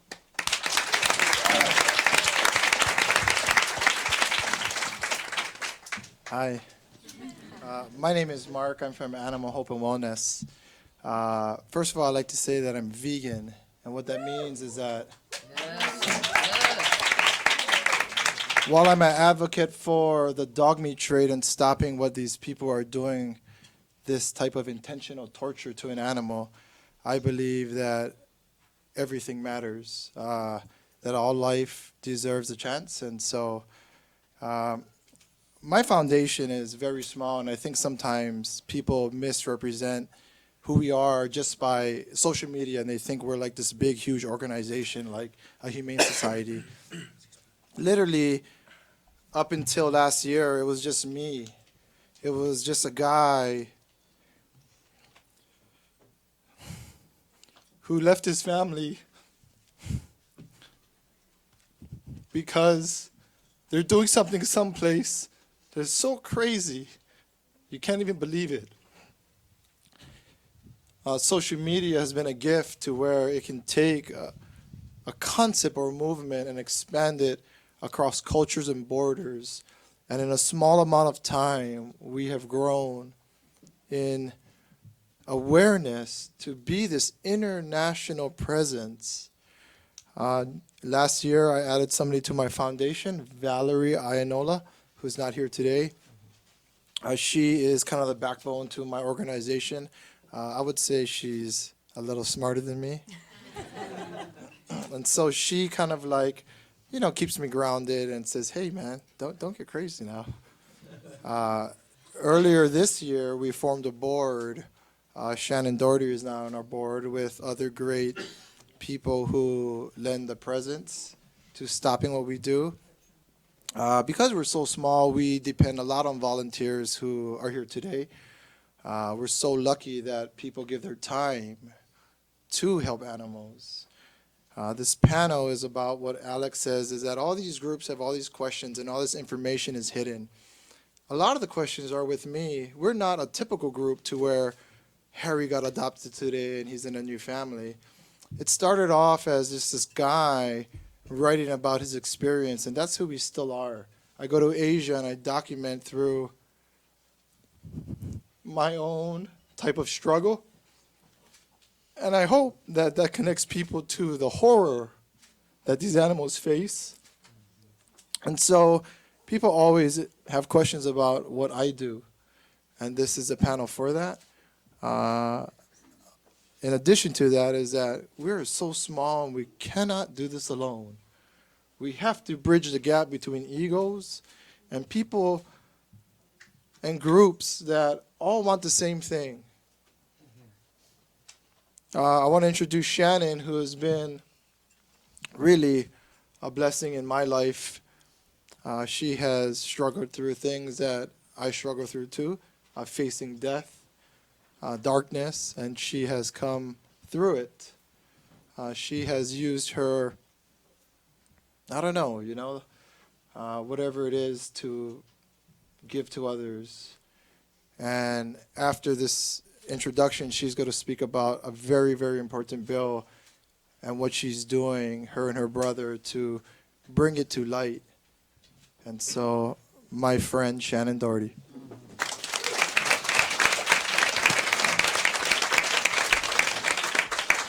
Marc and I make each other cry on a regular basis. It's a very bad thing. I don't know what it's about. Very weird. And then his wife, Linda, just watches us and shakes her head at us.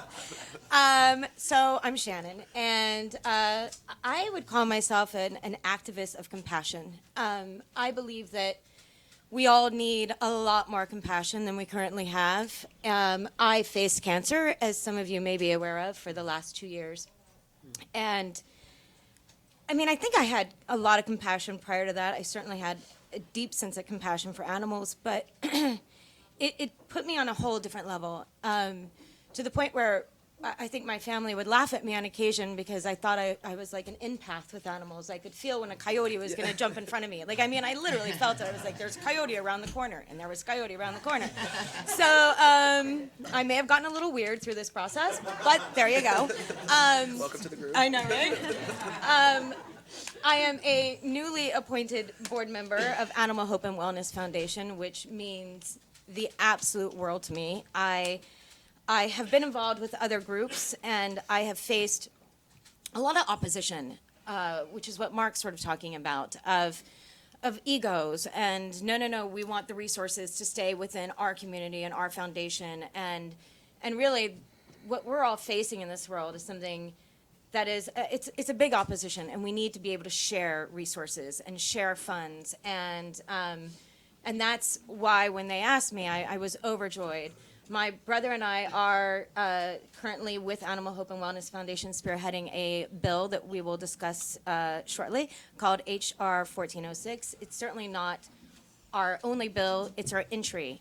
And behind it is many others that Marc, Valerie, myself, Linda, we all want to put forth. So I'm just here to try to spread awareness, love, compassion, and these are our best friends, and I can tell you that my best friend, Bowie, my German Shepherd, I could not have gotten through cancer without her.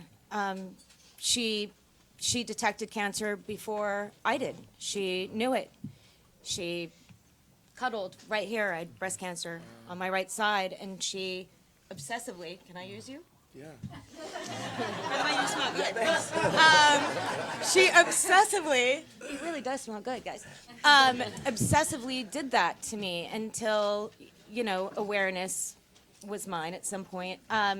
And this dog knew when I was sick. She never climbs up on the bed, but man, when I was home from chemo and I was nauseous and I couldn't eat food, Miss Bowie would climb up on that bed and she would cuddle and just wrap herself around me to keep me warm and safe. So they are our best friends, dogs and cats, and we need to, here in the United States, we have to stand for them. We have to clean up our own side of the street because we can't preach to other countries unless we're doing the right thing here. So that's what I'm here for.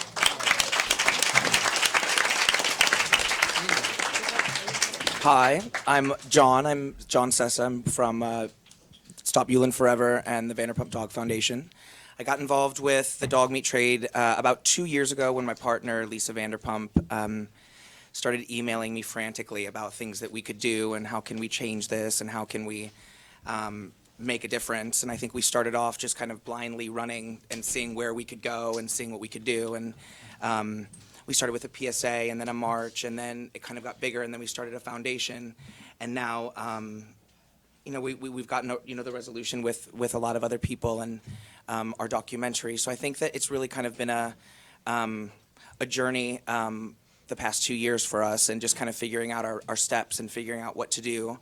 And I'm really excited and happy that we have an opportunity like this with this panel, because I think that all of us are really impassioned and we have a lot of different irons in the pot, and it will be nice to kind of get on one page and see, I think, that what others can bring, you know, as far as Stop Yulin and the Vanderpump Dog Foundation. We have a platform with the Real Housewives and with Vanderpump Rules that they've allowed us to expose this a little bit and get into a lot of people's homes. And so with that awareness, I think that we can kind of follow up with a lot of different legislation and things that what Marc's doing on the ground floor in Yulin. So getting everybody together, stripping the egos, and just letting everybody be one team and one community is probably the best thing that we can do. And I think that that's as horrific as everything, you know, our trips have been, and, you know, my trips to Yulin and the trips to the slaughterhouses. I think it's changed me, and it's ruined me at the same time as it's brought us kind of this wonderful community that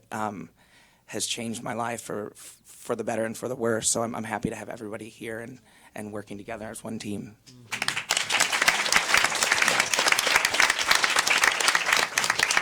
Hi, my name is Sean Monson. I'm a documentary filmmaker, and a couple years ago I did a film called Earthlings, and then a film called Unity.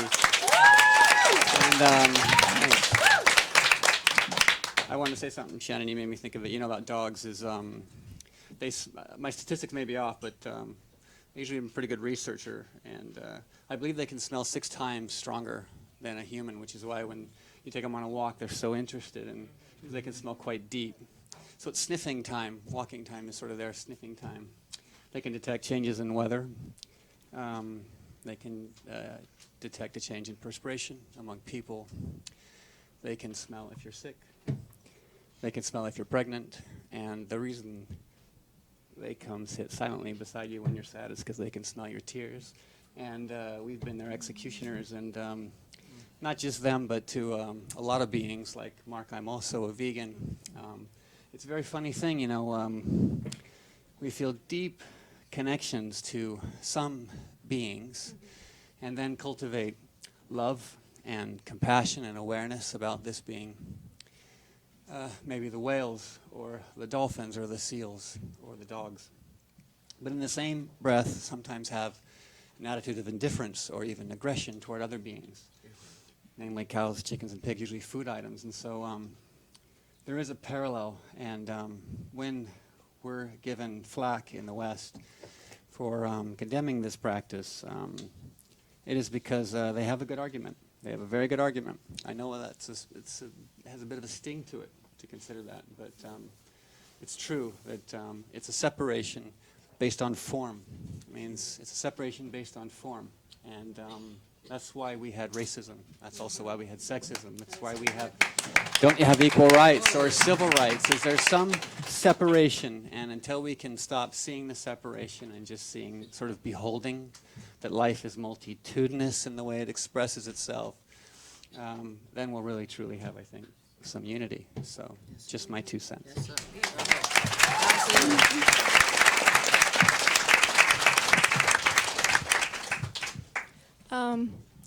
Can you hear me? Okay.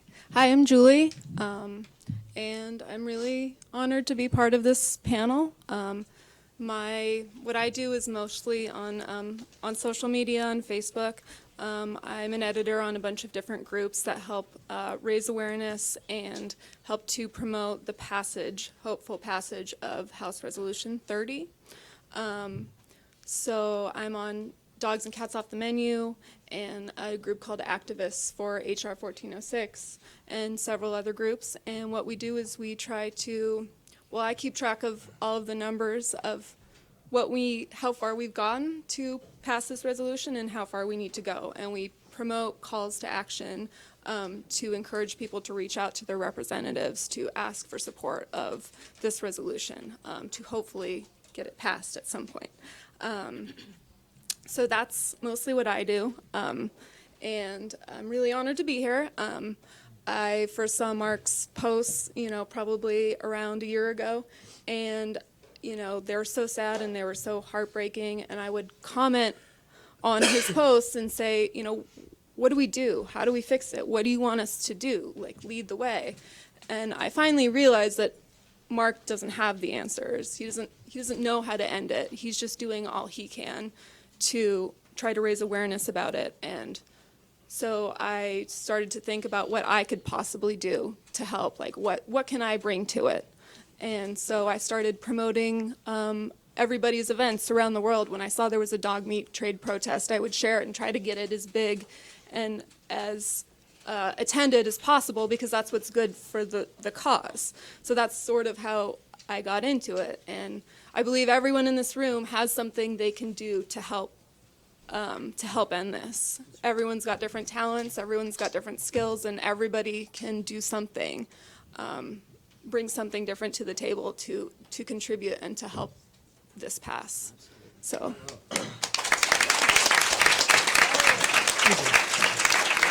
Hi, my name's Tal Finney, and I'm the counsel to I Stand With My PAC. And I'm former, I worked at pretty up in the government. I was a senior advisor and director of policy to the governor. I worked in the Congress. I was the chief deputy controller of the state. And at the time, our trade and commerce secretary was Japanese American, so they used me to go to China. And I've worked with the past 2 premiers and the governments on a number of issues, including development law, agriculture, commerce, technology, life sciences, et cetera.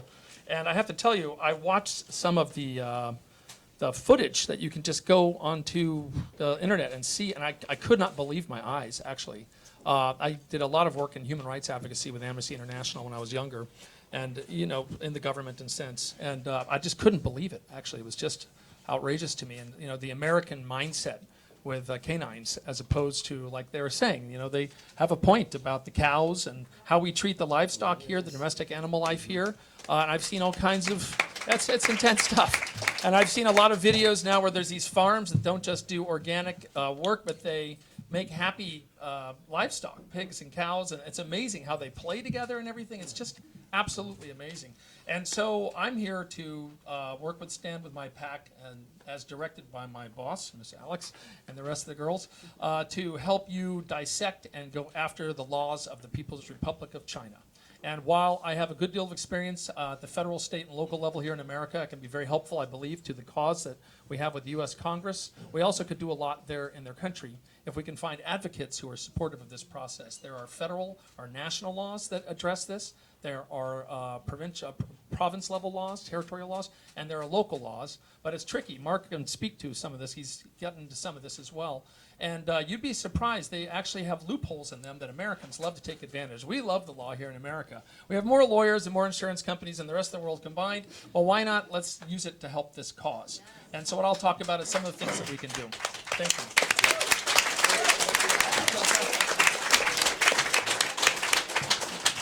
So thank you very much to all our panelists for that amazing introduction. And so to get into questions that we are going to open up a discussion with, then we will open up questions to people in our audience and also people who are streaming in.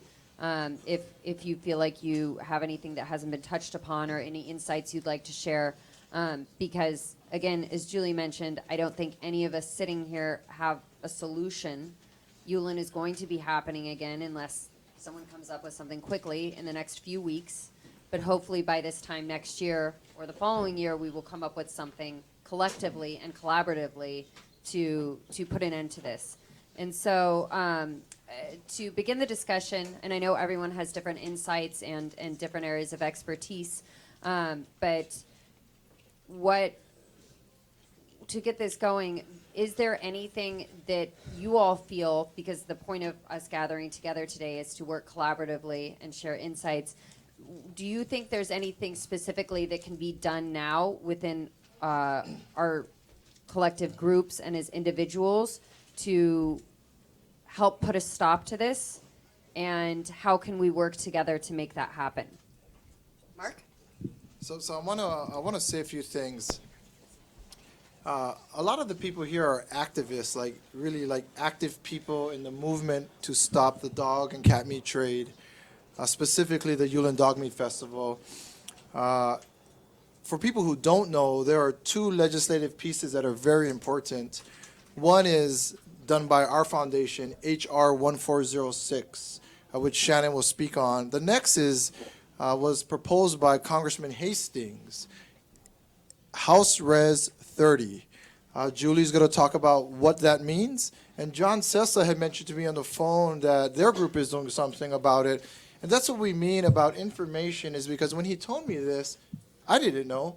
But the teaming of groups, we can be so much more stronger and persuasive to end this. My group, Animal Hope and Wellness, which is literally like lives in my head, we're so lucky because in such a short time we've been able to do so much.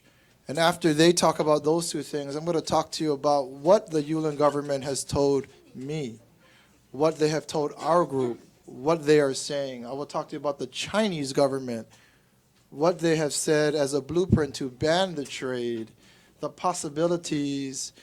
And so Julie had mentioned that nobody has a solution. And while that's true, that's not true in a sense that there are ways to stop it. We just need to unite. I'm sure people here attending have ideas as well, and so that's what this forum's about. It's not about me or anybody else. It's about who we are together in the movement. And so I'd like Shannon to talk about HR 1406, what that is, what her and her brother are doing to bring that to become a law. It will pass. It's not even a possibility. It will pass. And they are going to be the ones to pass it. And so, Shannon.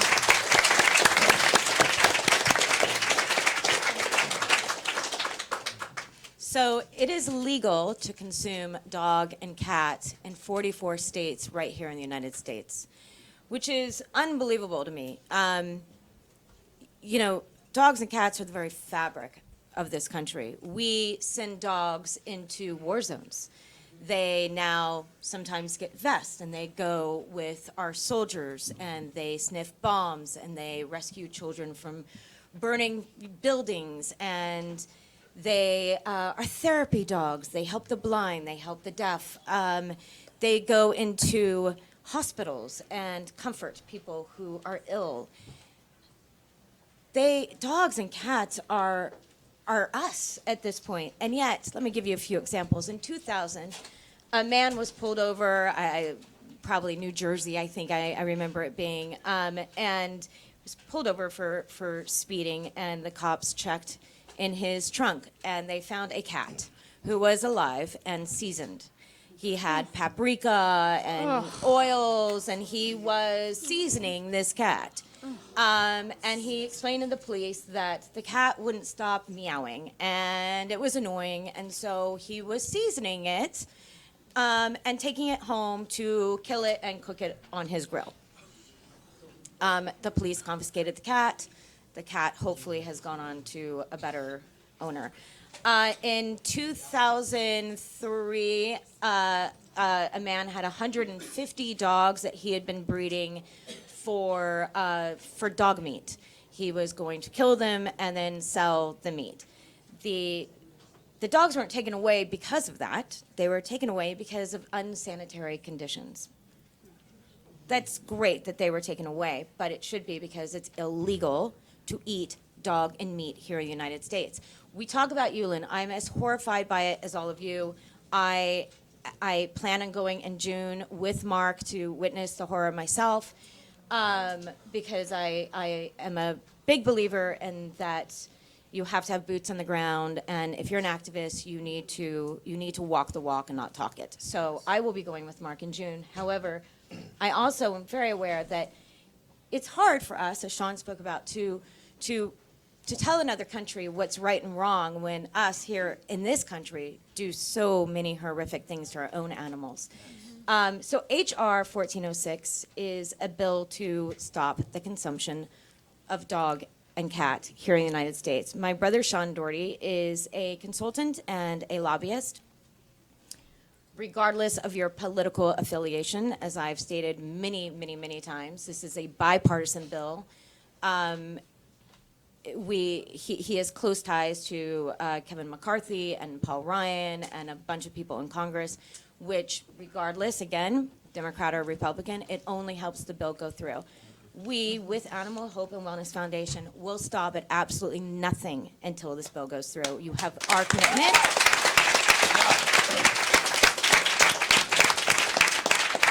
My brother Sean goes to Washington in June representing us, and I believe that it's going to go through. And I think, again, we have to clean up our own side of the street. And once we do that, we will have our voice will mean so much more when we go overseas and ask them to please stop what they're doing. And by the way, when you're asking somebody to stop something that has been a part of their culture for so long, you have to offer alternatives. You cannot just say, stop guys, this is wrong. And what I love about everybody on this panel and Marc's work is that he's offering them alternatives, saying we will help provide you with another business. Stop the violence, stop the cruelty. We need to connect with the younger generation, and we need to educate, and again, alternatives. So support, donations, all of it means so much. So thank you guys for being here. That's all for me.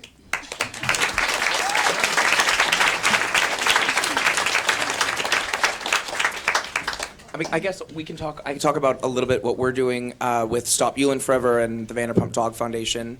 So we have kind of three different campaigns, I guess you would say, that we're working on.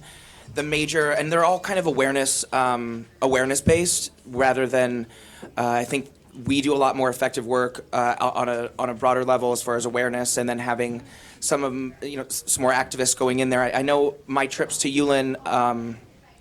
I hate to be completely, but as a white male going there, I was kicked out every time I've gone. So I'm like. So are you trying to say it's going to be hard for me? Yeah, so good luck. But no, so I think as, being in this, we all kind of are finding our paths and how we can all help. And I think what I've learned, my path is kind of the legislation and the awareness aspect. I know when Lisa, we just got back from DC last week, and I know when Lisa goes to the Hill, they freak out over her. So we got 7 more people that signed on to the resolution, and we were in Politico, and and that's like their page 6 for DC. So I'm meeting with on Monday and Tuesday some lobbyists that want to do some pro bono work for us. So that's really great. Yeah. So we're going to have so as far as before the festival, we're kind of thinking about 3 different things. So the first one is The Road to Yulin and Beyond, which is our documentary, and it's basically the last 18 months of our journey. But it's also not just about us, it's more broad scoping about the dog meat trade and about Yulin specifically and how it started. but then it also kind of gives alternatives at the end as to what you can get involved and how you can get involved. So what we're doing is doing a private screening on the Hill for like 150 to 200 people on the 20th of June. And then that will be, we'll have like hopefully like 30 to 40 Congress people or people that are effective in legislation to be there. And then what we're trying to do, I mean, like, it's all about manifestation with me, so I'm trying to manifest this so hard and get all of the people that I know to work together, but on the 21st, bringing it to the floor. And so then that would be kind of the symbolic gesture, since that's when when the festival starts.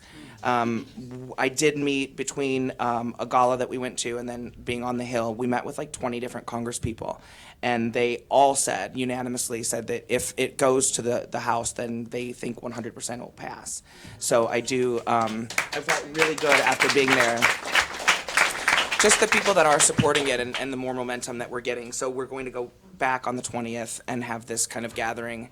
And then the Venice Film Festival has preemptively picked up our documentary. So so then that's also kind of, you know, I can't plan because I'm not in production, but that's also when Lisa's filming all of her shows. So hopefully, you know, we could get that, and then it just, you know, we'll make more of a, like the Cove or Blackfish, and just kind of show, but then also with all of the legislative things that we're doing. I think that, not that anybody does anything right or wrong, but I think something that we've done right is that we've backed it up with legislation with both your domestic and international. So I think that that's a big push that we're doing on an awareness end. And then on the second aspect is the gathering on the 20th to hopefully do a final push. And then the third thing is we have, in September of 2015, Parliament actually debated on what to do, and they had kind of a Q&A. And basically, they said it's great to go the compassion route and to show the torturistic things that are going on, but when all of these humanistic experiences are going on in Serbia and things like that, it kind of takes a second fiddle. So relating it to humans. So what we're doing is like a 75 to 100-page report. I'm like 3/4 of the way done with it. But it's basically about antimicrobial bacteria and rabies and all of the different harmful aspects that eating dog over a long-term period does to humans. So then we will present that to Parliament and present that to the European Union under the World Health Organization. So just kind of, you know, trying to hit it from every aspect: legislation, compassion. Okay, if you don't like any of those, then like it'll harm humans, you know. So just trying to do those three things. So that's what we have before the festival, and then after the festival, the Venice Film Festival, hopefully with the documentary. So that's kind of what we're working on.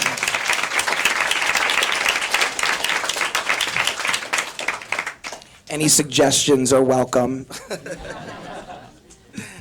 Okay. So I'm going to talk a little bit about House Resolution 30. What it is, it's a simple House resolution. It only needs to go through the House of Representatives. It's not a law.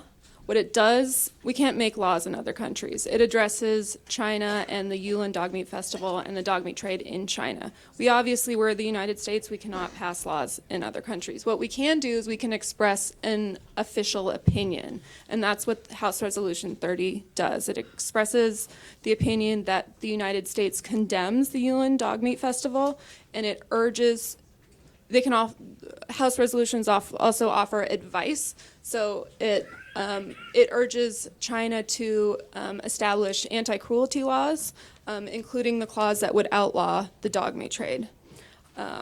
So in order for that to pass, currently we have 151 co-sponsors.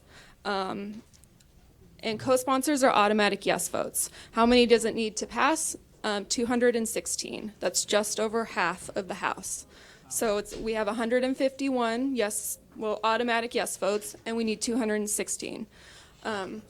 We don't need 216 co-sponsors. We just need 216 yes votes. So I think if it were pulled to the House floor today for a vote, that it would absolutely pass, because we already have 151 yes votes. And then if, for example, if every Democrat voted yes, every remaining Democrat, it would have like 230 something yes votes, so it would pass.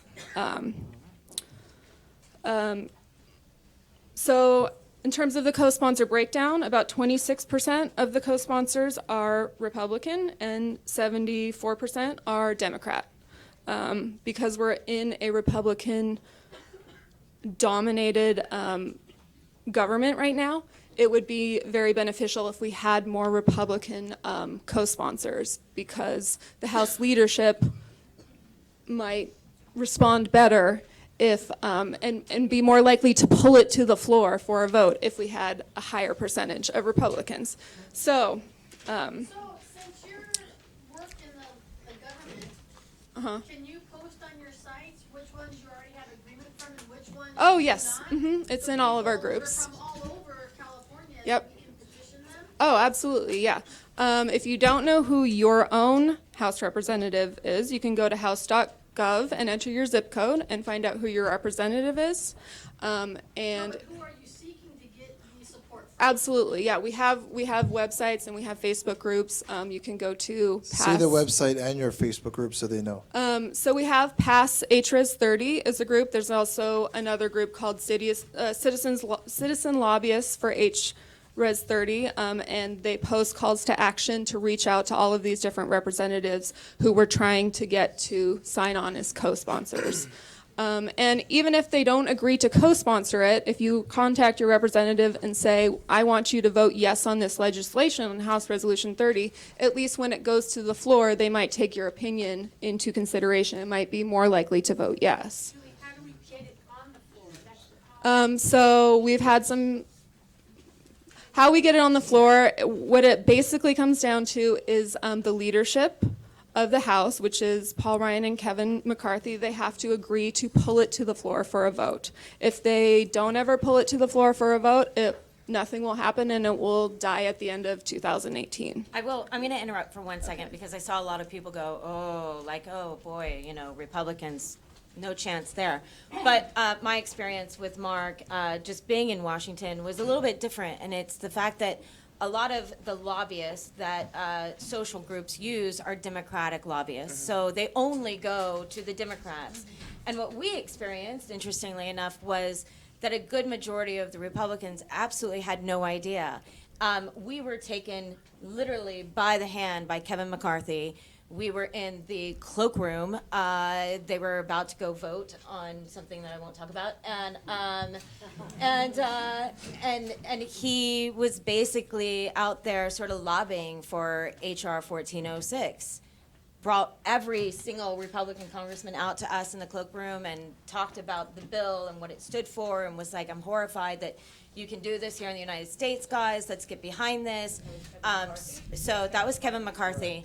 And he brought Paul Ryan out to talk about it as well. So, I strongly urge all of us on this panel and all of you listening, I do not think that any of this becomes political about Democrats versus Republicans. I think we all need to stay very neutral here because we just want these bills to pass. Yeah. And therefore, we need to go to whoever we need to go to, regardless of their affiliation. Yeah.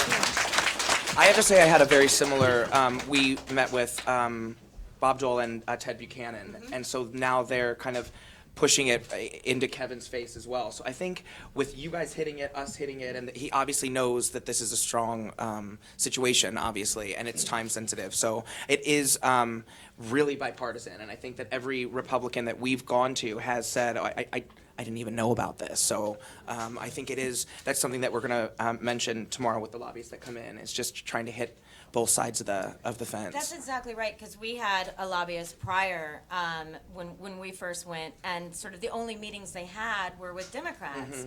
And the big thing is, yes, majority is Republicans at the moment, so we got to get to them somehow.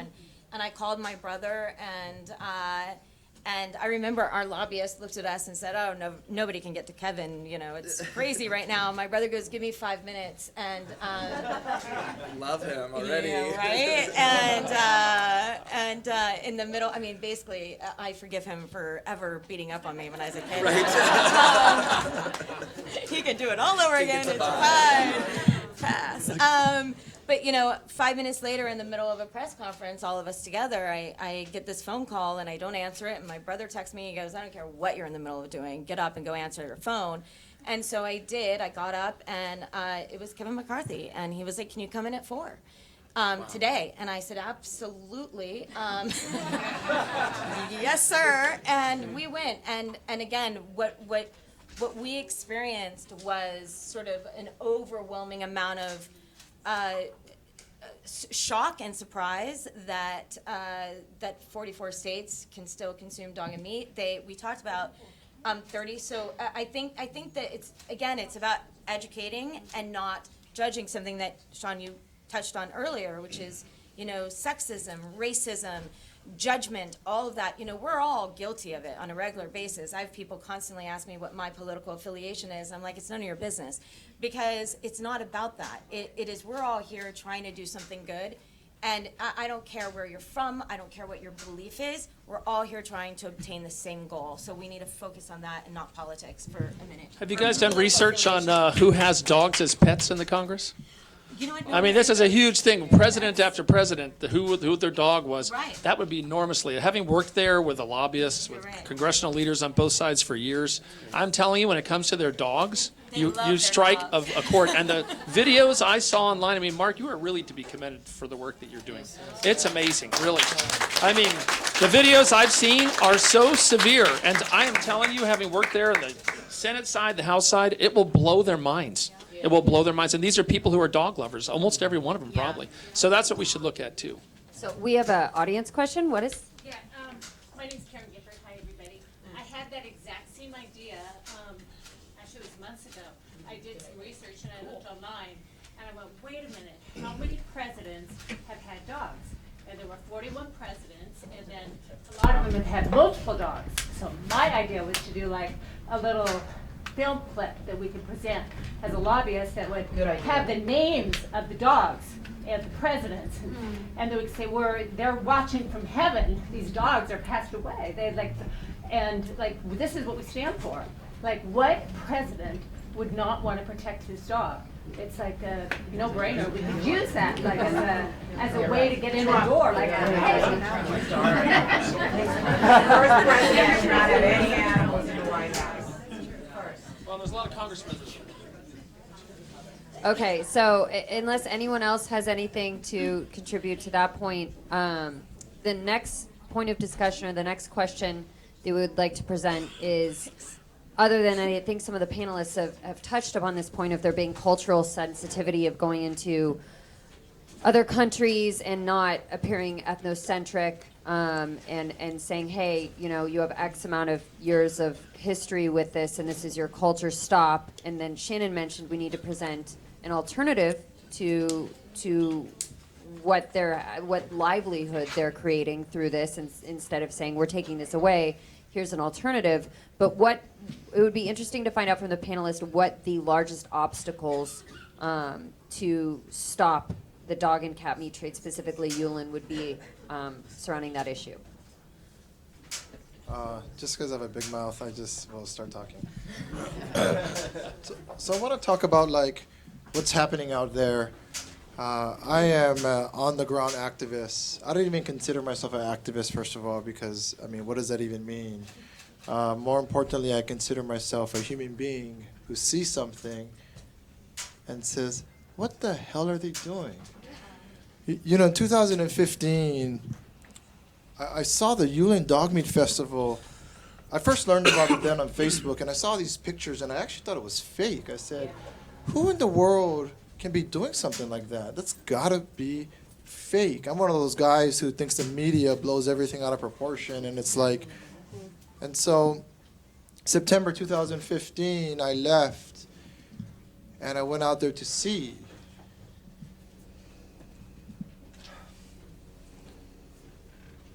No words can put into a sentence exactly what they're doing. A lot of people have questions about our group. I'm like this guy who doesn't talk much to other people, but I go into these places and I go undercover. And I go as a dog meat buyer because one day somebody told me that would be a good idea, and they were actually right. As a dog meat buyer, you get to see exactly what they're doing. I go when they're working, when they're slaughtering the dogs, in my foray into Asia, on my 12 trips, I've been to hundreds of slaughterhouses. Every country is different. The amount of violence, differs from region to region. But it's some of the worst things you will ever see, ever on earth. On my page, Animal Hope and Wellness, I document what they're doing. And the things I post, people think it's graphic and they say these things. But that's 10% of what I see, because I shield the public from the violence, and I try to use something that I think is tasteful enough to grab their attention and to show them this is why we need to stop it. We're lucky because in such a small time, we've grown so much that the government in these countries know who we are. We are currently in contact with the Cambodian government, who does the ultimate worst things to dogs on earth. We're in contact with the Korean government and in contact with the Chinese government. In China, they have a Yulin Dog Meat Festival that starts this year early in the teens. And the day of the festival is actually the 21st. I will be out there again, stopping fucking trucks from bringing dogs into the city.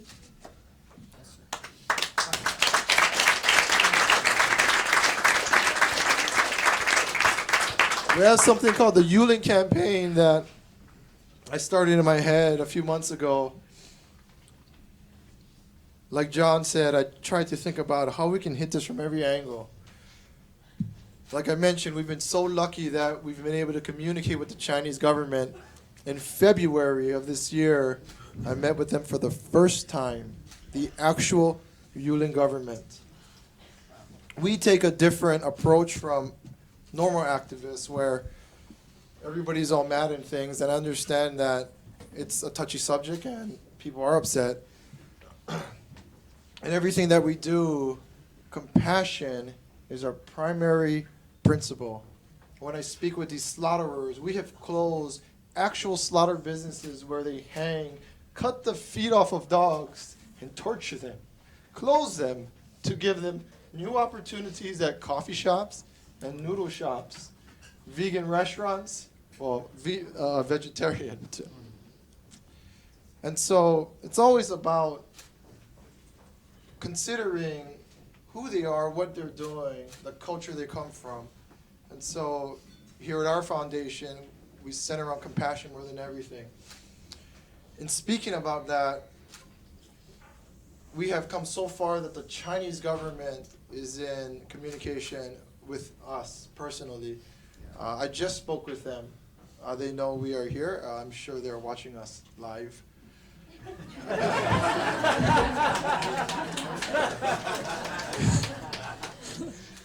We have been silent about many things.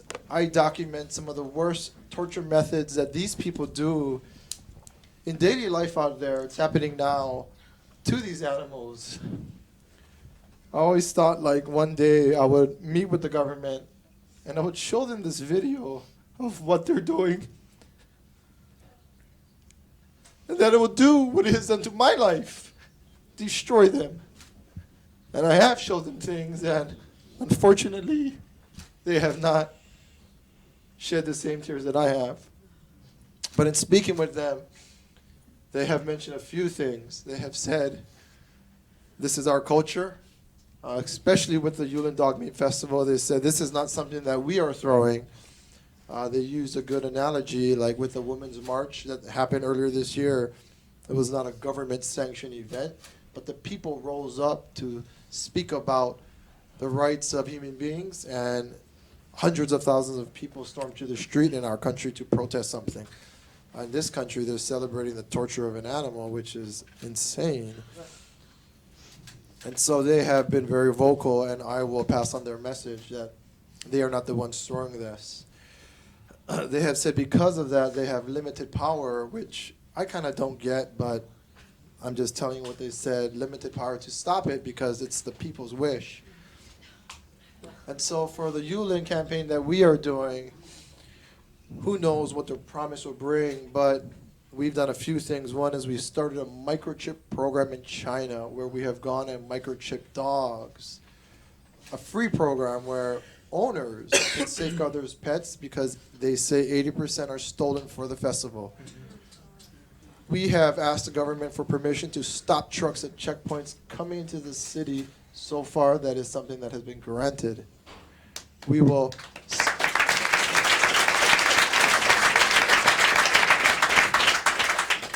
scan these dogs for microchips, and if dogs are stolen, we will be able to reunite them with the families, confiscate trucks, and reroute them to Animal Hope and Wellness partner shelters and groups.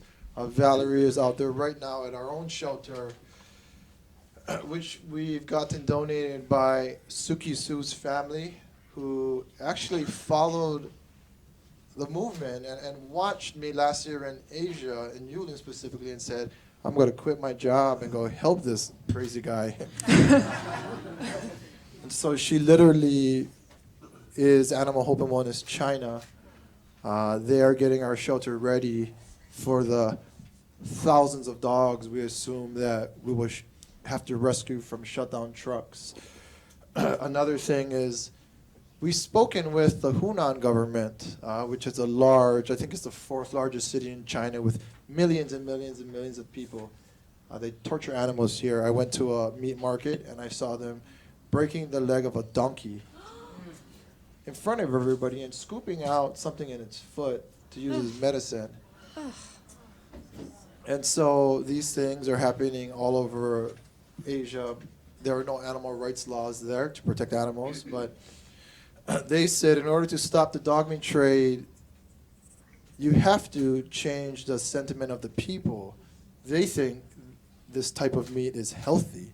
They think that if they torture the animal, that it makes the meat softer. But also in Asia, they believe that if this animal endures an enormous amount of pain, just like in the olden days when Vikings would raid and fight each other, the chief Viking would eat the heart of its other leader, and that would bring strength into you. And so they believe things like that, which is totally just insane. And so we started an education program, and they believe education is the key centerpiece to ending the dog meat trade in China. Just as in here, education is key in things with other animals, farm animals that Sean and other people tirelessly do vigils for, to fight for the rights of all animals. The Chinese government also said they will allow our shelter to be an actual Chinese-sanctioned government shelter that we are licensing, and we'll have the license for this month. From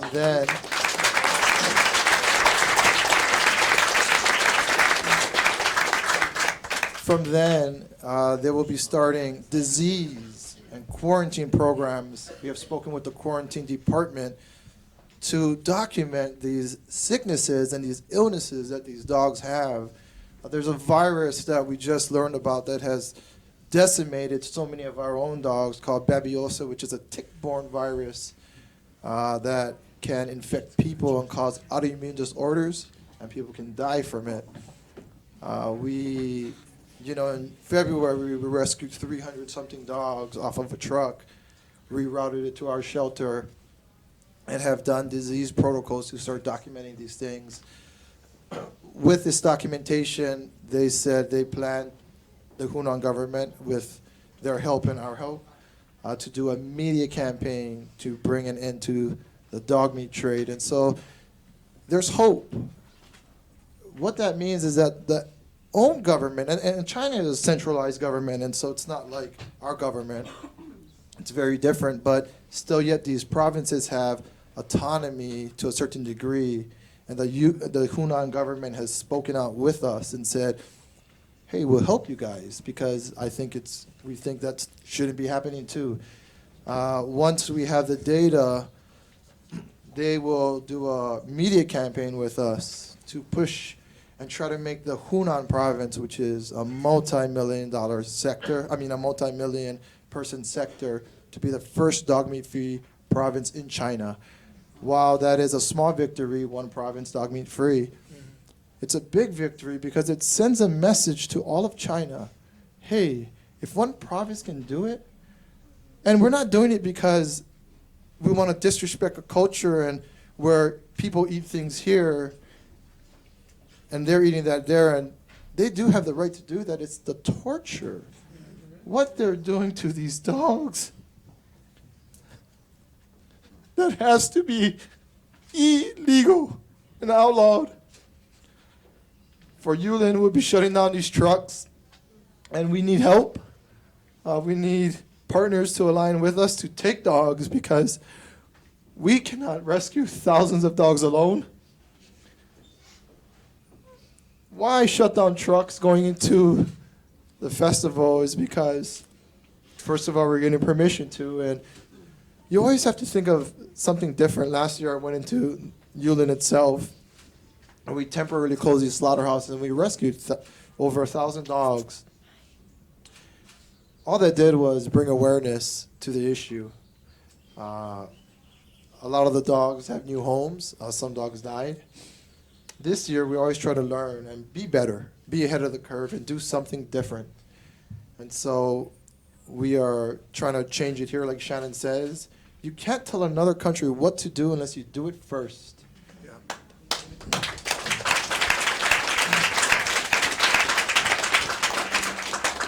The large obstacles to stopping the dog meat trade is education. But it's also understanding the culture of Asian people. I'm Asian. You know, in my feed, I see the most racist comments in the world, and I don't really care about that stuff because it doesn't affect me.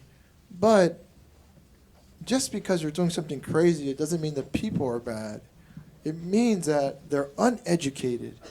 And so we have to start these education programs out there, just like we have to bring more animals into our own schools. And so we are starting a volunteer program in Asia where Americans can come help the dogs that we rescue off of these trucks and from slaughterhouses that are missing legs that have been hung. Take them into schools and express who we are and why these animals matter. Another thing that is very important in stopping the dog meat trade, especially Yulin, is trying to work with them and not against them. And so a lot of people have questioned, why hasn't Marc been more vocal on HRES 30? It's only because they have asked me not to slander their government, and so I've been trying to do my best to work with them and not necessarily against them. Just for the record, I'm in huge support of the resolution. I'm in support of anything that puts pressure on a country doing such things. And so Julie mentioned ways that it can pass here. This panel is really about you. You guys got to be smarter than me. I'm not that smart. And so while we've done so much in Asia, a microchip program to show ownership, while we're going to be stopping trucks so they can see how many dogs have been stolen, while we've started an education program in this country, while we are working with the government to find solutions, there has to be more we can do. And so soon we will open up to Q&A, and if people have suggestions, we'd like to hear it. Two things. One is I'd like to give I Stand With My Pack a chance to speak about their viral campaigns. These things matter because so many people don't know what's going on. Just like me, I learned through it on Facebook, and without that story being shared or that picture, my head would be in the dark. I also want to give Sean a chance to speak. Last year, before I went on this Yulin trip, which I'm going on again, we put together a PSA, and he was a director. We had Matt Damon, Maggie Q, Rooney, Kate Mara, Pamela Anderson, many activists who spoke with us, who united with us. Bearing witness is something that's so important, seeing what they're doing. I believe in the movement I'm not just in an animal dog movement, I'm in the vegan movement. And it's not the shouting at somebody, it's not the hate that changes the heart of a person. It's seeing that act of violence for themselves. And I believe when you see that inside of you, something breaks. And it makes you more fucking human. And so I'd like him to speak about the importance of documenting everything that's happening on Earth, about not looking away, about being responsible. Before I pass the mic, I want to say this. People always ask, who's this guy? I'm just a normal person. I'm trying to be okay with myself. We gotta fucking end it because I cannot take back my life until it ends. When I leave my children on my last trip, when I left, my son and my daughter were crying and they're like, why do you have to leave again? They're 5 and 4 years old. On May 22nd, I leave again for my 13th trip. I'm going to Cambodia, where they cut off the legs of these dogs. I'm going to Mongolia. I'm going everywhere I feel we need to go because we have to be there to show truth. But also, it's changing and the government is noticing. The Cambodian government just spoke to me and said, if you can do certain things, we would think about banning these things. A single person and a very small group cannot do these things alone. All of the big organizations with the hundreds of millions of dollars, they're nowhere. They're not here. They're not trying to bring about the change. It's always the smallest groups in the social movements, in the women's rights movement, in the gay and lesbian movement, and any type of movement. It's the small groups that are making the change, that need the help. And so we are here because, man, I'm just one guy with 2 children and a wife, and a director and a small board. Without the help of the public, these dogs are going to be tortured, burned alive, hung. Their feet will be cut off. I'm going to die out there. So, anyways, here's Alex.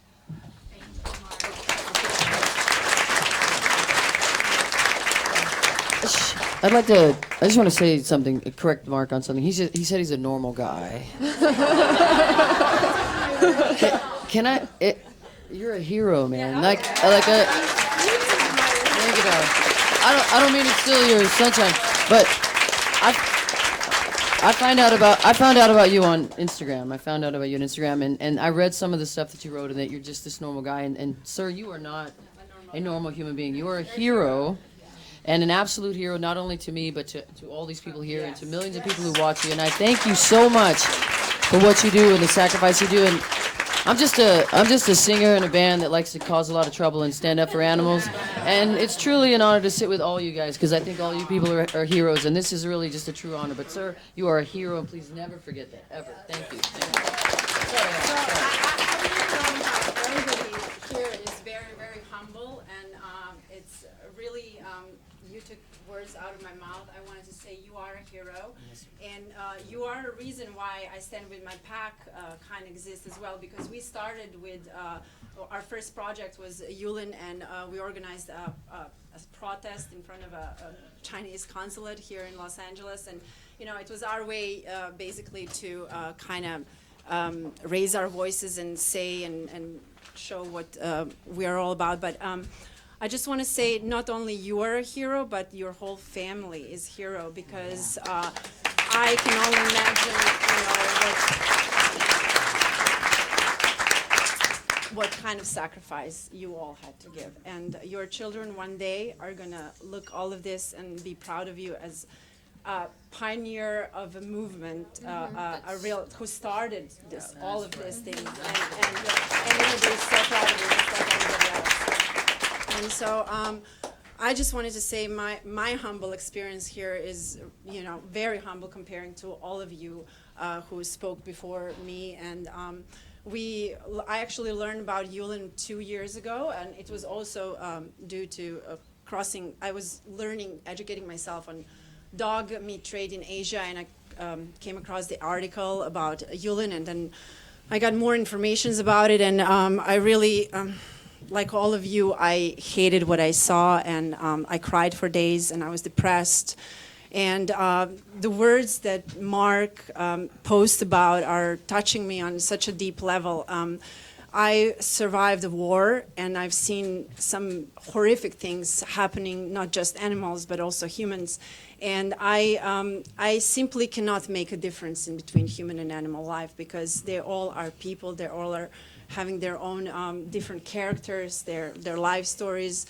Just specifically, Yulin bothers me a lot because it has a lot to do with humans as well, because everybody who participates in such a cruelty is being so morally damaged, and they're also forcing their children to watch this and think that it's normal. That's norm in this life, and this is how we should act towards animals and towards humans, and that's not the case. And like Marc said, the biggest obstacles here, what I saw are the movement not being united.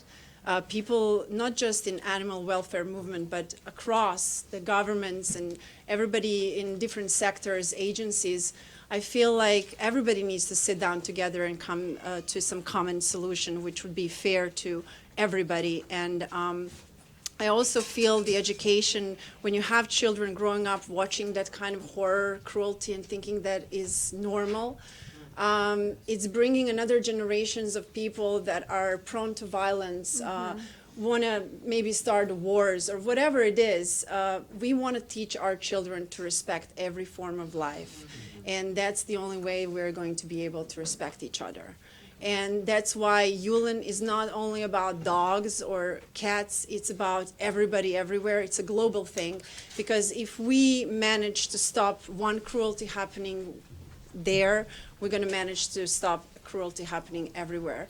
And that's the key, education and also information. That's why I really want to thank Marc, because exposing all of that and just giving us, all of us, a chance to see it and participate in it and want to do something about it is huge. And then also exposing these people who have been lied. This meat is not good for them. So therefore, they are deserved to know the truth. They need to have an option to make a decision, whether they're going to do this or they're going to do that. And I bet that most people in the world are good people, and that definitely, if they've been given a choice, they would choose the right thing and good thing. So that's where I come from. So also, Stand Pack is doing a little thing as well. We're actually with a Compassion Project. We launched this campaign where we are asking everybody, of course, a lot of people think petitions don't work, and it's talking about other country. You know, we really can't change laws unless we change our own laws and unless they change their laws within. But we can voice our opinion, and therefore we made a petition that is not very pointing finger of like who is doing wrong, is more of a like approach to what can be the solution to this problem, and therefore we ask people to write about it and write in a kind manner, not you know, saying oh this, because we all have wrongdoing in all of this, and we're the part of the system basically. But we are also asking everybody to post a picture with their PAC member or themselves if they don't have a PAC member. With there goes Friends Not Foods and the hashtags. You have everything over there, so we can make it viral and people around the world can see it. And as well, we're working on a little, not so little, well, video campaign that we're going to launch by the end of this month, and also to raise awareness for Yulin and Dog Meat Festival.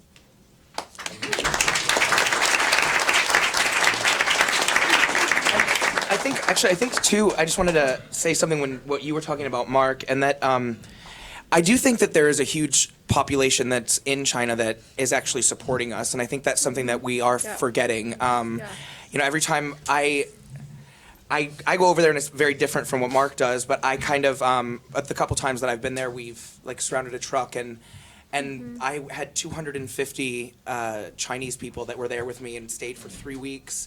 You know, a lot of them quit their jobs and were on cots, and 70% almost of the Chinese statistically don't eat dog meat. So I think that we do have a large, you know, population there that do support us, and I think that there's a generational gap there, that with education we can make a huge difference. And I also I'm shocked to see how responsive governments are to an email. You know, I mean, the Filipino government right now, or the Philippine government right now, I just sent like 5 emails in a row, and they responded. And it's like, you know, one person can, just like Marc said, he is one person that is very determined and very passionate. And I think that comes through either in a phone call or an email or, you know, a barrage of emails. And I think that we'd be shocked to see how much we can do as one person or as one email or as one group. So I just think it's worth, there's ears that are listening over there. And so I think that's kind of the big thing that I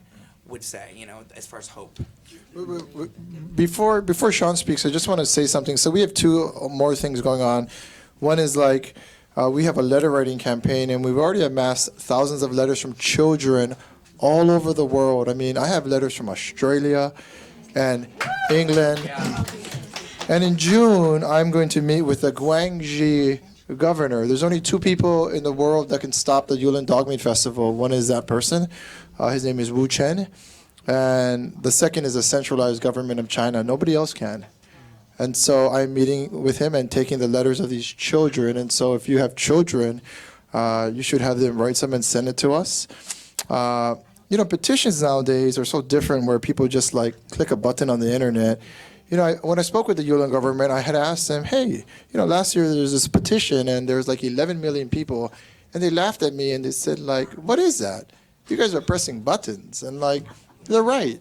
You know, the passion or the real things have been taken out of it because of technology, and all that stuff to them seems meaningless. But we have this campaign to where children are speaking, and also on June 21st, I'm organizing an anti-Yulin in Yulin.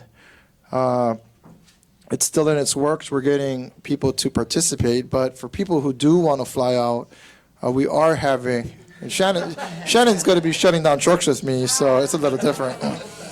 But we are holding the anti-Yulin in Yulin, bringing dog lovers from China and around the world to the festival, not to throw rocks in the face of these people when they might deserve it, but to show them a different side, the side that we believe in, that compassion for animals exists, that they mean something. And so that's what's happening there. After Sean speaks, I'd like Kiana and their group is helping us to shut down this huge dog meat slaughterhouse section in Korea called Gupo Meat Market. It's been in existence for hundreds of years, and we're giving them a new chance at a new life. A huge project that, as a small group, we cannot do without people's help, and so she might speak about that. And then Tammy is, I believe, working on a documentary as well. She might speak about that, but I know some people have some questions, and then Sean can take it. Well, I'll be quick. Just in terms of bearing witness, as Marc mentioned, and documenting these things. I know it's not a pleasant thing to look at, even if you don't go physically to one of these places. And some people don't even want to see it online. In fact, they're offended if they see it online. I always found that kind of curious about mankind, because we love violence. We love, our video games are spectacularly violent. Our movies are so violent. We pay money to go sit in the dark and watch pain. And but animal violence is completely unacceptable. And you know what? That is something that strikes me that actually speaks well of us. That we still wince at the suffering of animals, and it's like we don't want to tolerate it. So subsequently, this makes our jobs, both of our jobs, sometimes all of our jobs, different, because the only way to really show someone is to, a picture's worth 1,000 words, is just to show them an image, and they don't want to see it. But But I've spent the last 15, 20 years of my life documenting all kinds of animal issues and human suffering issues. And I have great hope in mankind, great hope in humanity. Martin Luther King said that the arc of human history is long, but it bends toward justice. We do see things change. They move slow. Some of us might feel criminally slow, but they do seem to change. In fact, I have to leave a little early tonight because, and Mark knows this, we hold vigils here every Sunday night at Farmer John's, which is a pig slaughterhouse. This is not a dog and cat issue, but this is a pork issue now. So we're there every Sunday night from 7 to 10, and it's sort of a Tolstoy thing. You can't save the pigs.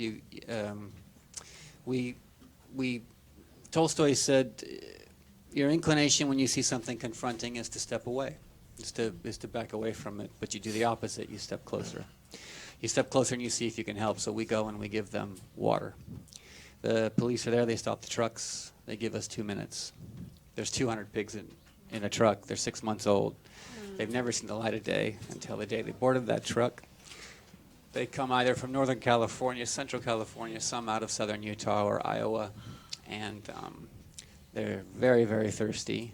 We can only approach one side of the truck, but there's a shift that'll happen in you if you come, and it doesn't matter if it's a dog or a cow or a chicken or a pig. It really doesn't matter, because if you are just this close to another being and you can look in their eyes, you can smell them, you can touch them, you can hear their sounds, and you're just going to go get in your car and drive home and sleep in your bed, and they're going to pass through that gate in a moment and be killed. It speaks well of us. It speaks well of us to step closer.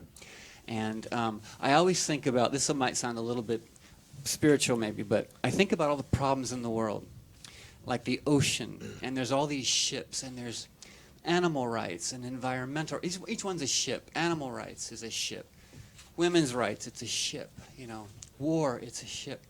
Environmental issues, all of these issues, and what we're all doing is we're trying to lift these heavy issues up in some way. But what I think would work better is if we just raised our level of consciousness, we just raised sea level, and every ship comes up at the same time. And we do that by not stepping away, but by stepping closer to these issues and educating ourselves and sharing it. So with that, I have to leave because I'm going to get water for the pigs tonight. But it's at Farmer John's. It's at Farmer John's. You can Google it, and you can come down. And I hope it's okay that I have to slip away. So, anyway. Thank you so much. Thank you.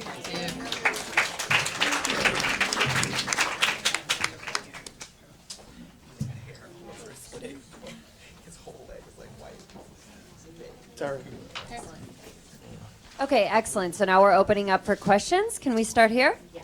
Well, I wanted to ask a question, and I wanted to say something. Sure. What I find, Can we start with a question?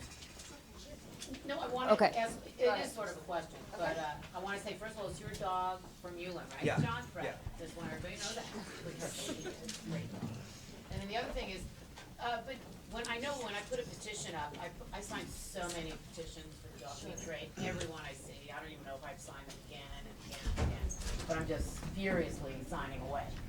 But, and then, when you, like, if you go to a concert and you post a picture, a great video of yourself at a concert, you get like 200 likes. And then you post something really meaningful, like just sign this petition, it takes 5 seconds, and you get like 7 people. Or they go like button, and they go, no, don't like it, sign it. It takes 5 seconds. I'm just trying to figure out how to engage people more, to just like pay attention and just take the extra 10 seconds and just sign. All you got to do is go click. So I find that a little frustrating. Of course. And so I was wondering if there's a way to try and engage people to just pay a little more attention and sign it. Okay. And then the other thing I want to say is there a number, because the Korean Olympics, I know there's been some talk about that too, putting pressure on Samsung, which we've talked about before, or LG Electronics, write letters. I don't know if there's a way to get people to, someone on the panel to give us where to go to put pressure on them, because you're going to have people from all around the world at the Korean festival, and Samsung and LG are 2 of the biggest, right? And they're Korean, so they need to be accountable, I believe. Right.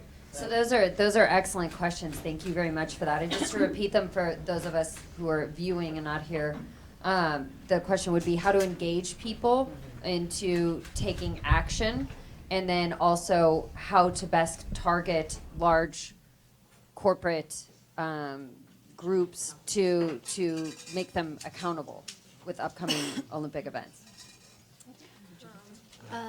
I'd like to say something about that, about South Korean dog meat trade. As we all know that there is going to be an Olympics, Winter Olympics that's going to be held in Pyeongchang next year, February, which is less than 12 months away. And Pyeongchang is in Gangwon province, that's northeast of Seoul. And this province has already launched a strategic planning that in January of this year, it actually came out, it reported in the news, that they have already identified 40 Boshintang restaurants. This is called a dog meat soup. And they have identified 40 restaurants around the Pyeongchang the Olympic areas, regions, and they have decided to compensate these Boshintang restaurants to take down their sign to deceive our eyes, the visitors, the foreign visitors' eyes, that they don't have dog meat. Now, the Korean government is extremely embarrassed about it because they're doing this to mitigate the negative image that this will reflect on South Korea. So therefore, now this is targeted us. They're targeting us to deceive foreigners that are outsiders that are coming into Korea to visit Korea and also watch the Olympics. And the Korean activists and the good citizens of Korea have actually reached out to us.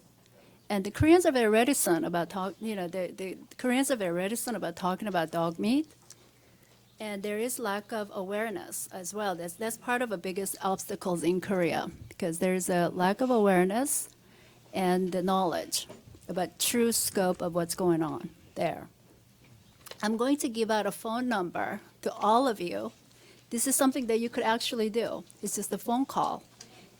It's the Olympic Committee in the Gangwon Provincial Office. It's a government agency. The number is 011. If you're calling from U.S., it's 011-8233-2. I'm going to repeat it one more time. 011. It's an international phone call, so it's going to cost, I don't know, $5. 011-8233-249-3729. And I would like all of us to call this number, and they will speak English. They may pretend they don't understand, but this will matter. Call them and let them know that we know what they're doing. And this is what the Korean activists and good citizens of Korea are asking us to do. So, thank you. Thank you. And sorry, just to repeat that number, it's 011-8233-24-93-729. Thank you so much for that. I just want to say. Well, I just want to say something about our foundation and what we're doing in Korea. I know this is like a more Yulin thing, so we haven't really brought it up, but we have this whole campaign. We already have meetings lined up with those large companies.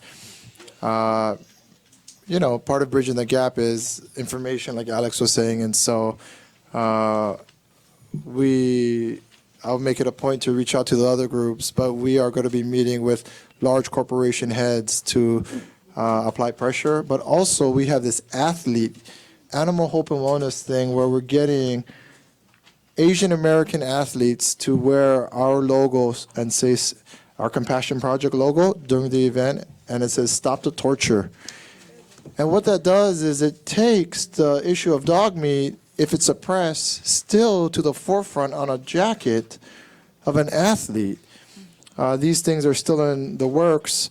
While a lot of people want to boycott the event, we feel that it is a chance to give the animals this huge voice we're for it because the more people know, the better it is, and the faster things will change. And so, anyways, my bad, Kenna.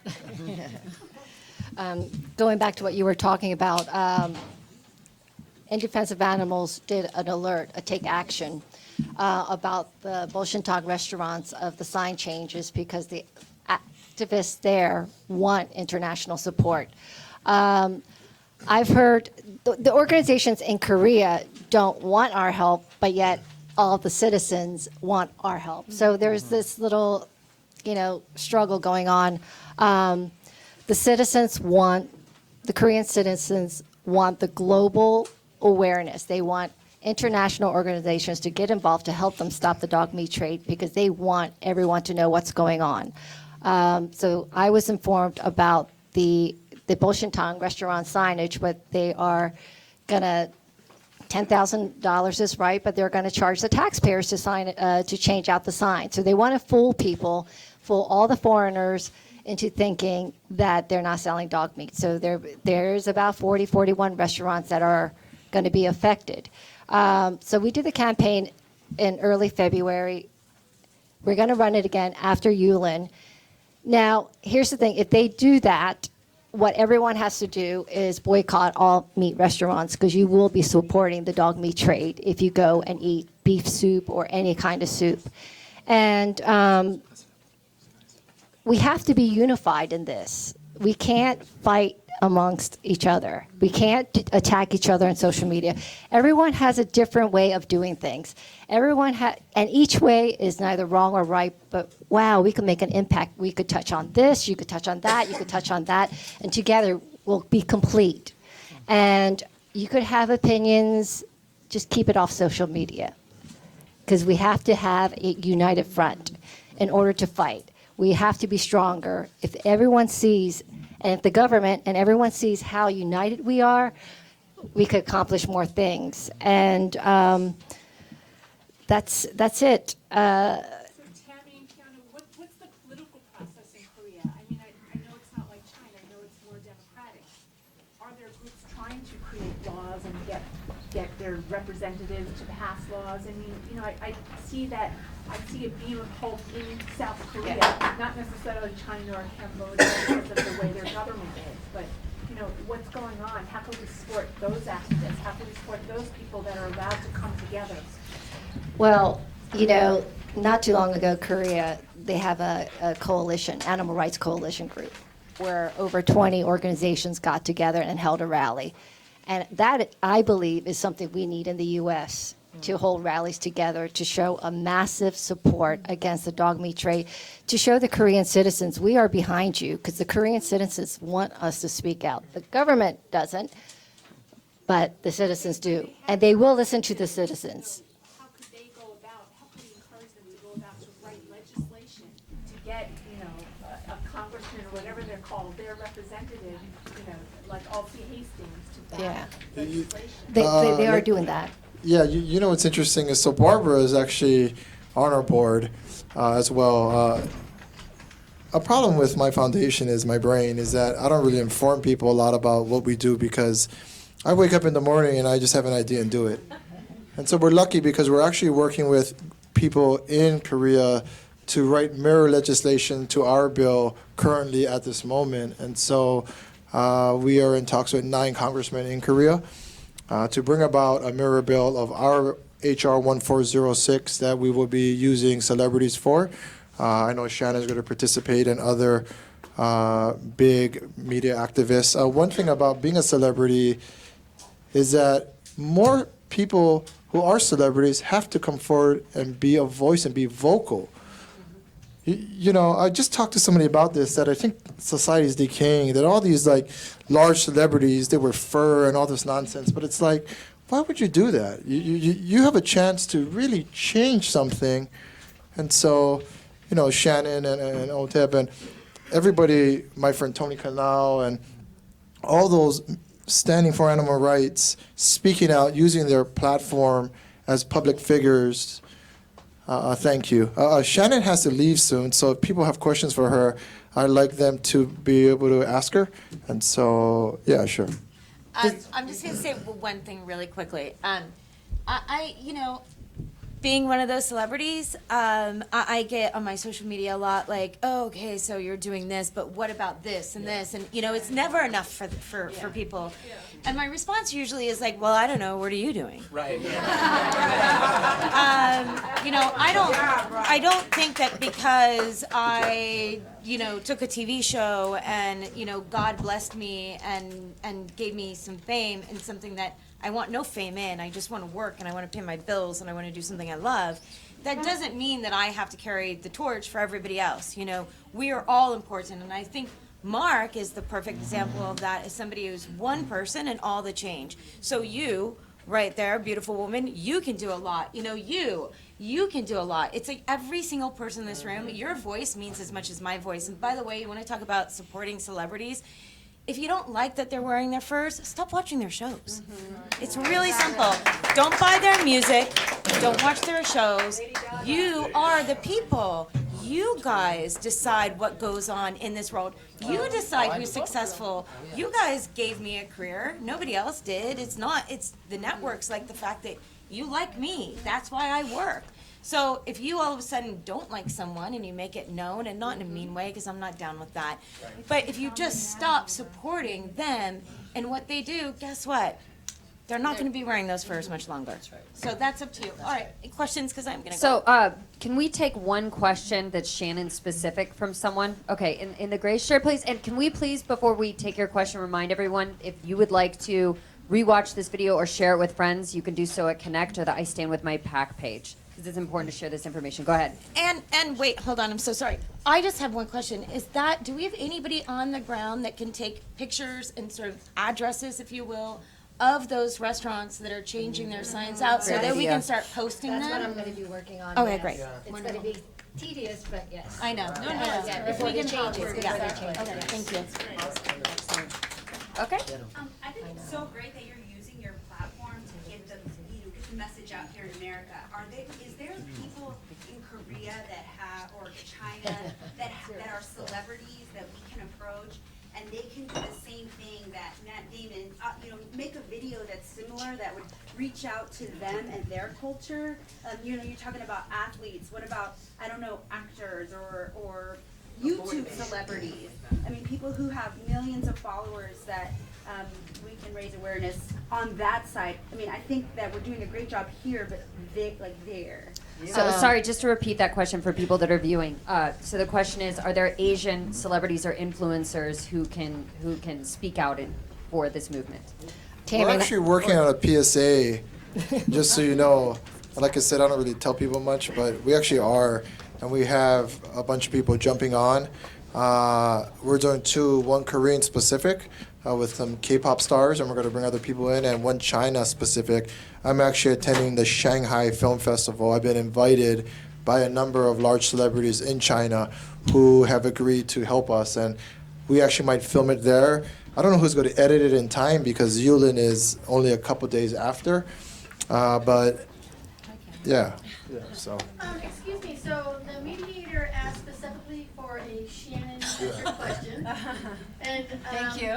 So I don't want to seem adversary, but I need some clarification because I don't know, I've heard that you mentioned that there's 44 states illegal, 44 states legal, and that's what 1406 is about. Then perhaps there's a miscommunication. It's 44 states that it is legal to consume dog and meat. Is California one of those states? No, it's not. I hope not. Okay. No, it's not. However, what's interesting is that each state has a different sort of way of wording that law, so there's quite a few loopholes. I believe, and don't quote me on this, and let's all look it up, but I believe Virginia actually has the toughest sort of wording on the law and protects dogs and cats the most. So, and I'm not asking you, but if there's, as just a small citizen in America that is like very pro this animal movement, is there a forum or a source or a place that we can find out what states that we can petition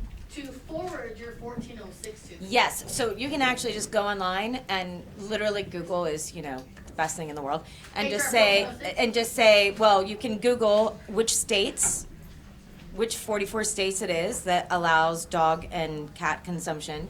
HR 46, you can actually go on the Animal Hope and Wellness Foundation website soon, and we will have information up about it shortly. We're in the middle of like sort of forming that into our website. That's apparently my job.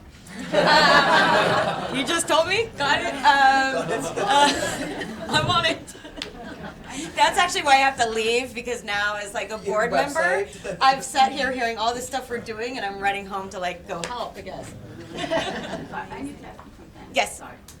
So I've been in contact with my congressman and Congressman Hastings' office. Yes. Regarding what's needed to pass the resolution that ties into you. And first of all, the Republicans, Paul Ryan is not calling anything unless it's backed by a majority of the Republicans. So basically, the congressmen want to stay in office. So basically, everyone needs to contact their own congressman, not just ask for them to co-sponsor. Correct. So that's the first thing. And the thing is that also Congressman Hastings' office again reiterated that it's a Republican-backed Congress, and she said that you had met regarding HR 1406, and that if you're so inclined, would you please meet with them about the resolution? Oh, that's sweet. I think that's probably Lolly or somebody in Hastings' office who's repeating this info. Thank you so much for that, Lolly. I am focused on HR 1406. Okay. At this point in time, that is what I'm doing with Animal Hope and Wellness. I think John and Lisa and this our foundation, we are all obviously behind it, but I think, again, my personal opinion is that I want to make sure that we're clean on our side of the street before I start hammering other people about what they do on their side of the street. That's just my personal opinion. Politics is so weird. It's like, and I'm not in politics, but I think it's always about like favors, and so, it's just it's a fine line. It's baby steps too, I mean, I think it's big baby, like, for me, 1406 is really sort of like the entry into everything, because you're sort of introducing it and you're saying, you've got, Mr. McCarthy, you have a dog, and he does, and Paul Ryan, these people, Congressman Hastings, they're animal lovers in truth. So we're sort of pleading to them with this bill, and I think that it just for future bills, it makes it much easier if this passes for us to go in and start getting more stuff passed through. So for me, it's all about baby steps. I think I learned that in the 2-year journey of cancer, that, one foot in front of the other very slowly. And I'm trying to bring that to my fight for dogs and cats and animals in general, and certainly to the foundation. And now I have to go. I'm sorry. Thank you, Sheena.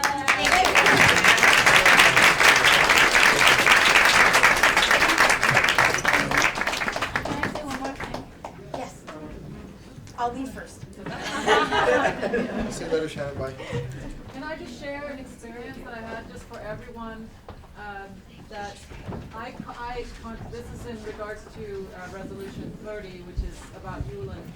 That I was shocked. I live in Beverly Hills. That is District 33. I was shocked to find my representative. It took me 2 months to get a meeting with him, and he brushed me off several times. That he wasn't interested in signing or supporting. But after 2 months, I finally got a meeting with him. And John and I went and met with him, Ted Lieu, and after about 20 minutes with videos and facts and things, he is now a co-sponsor. And so if you're not getting a response, continue.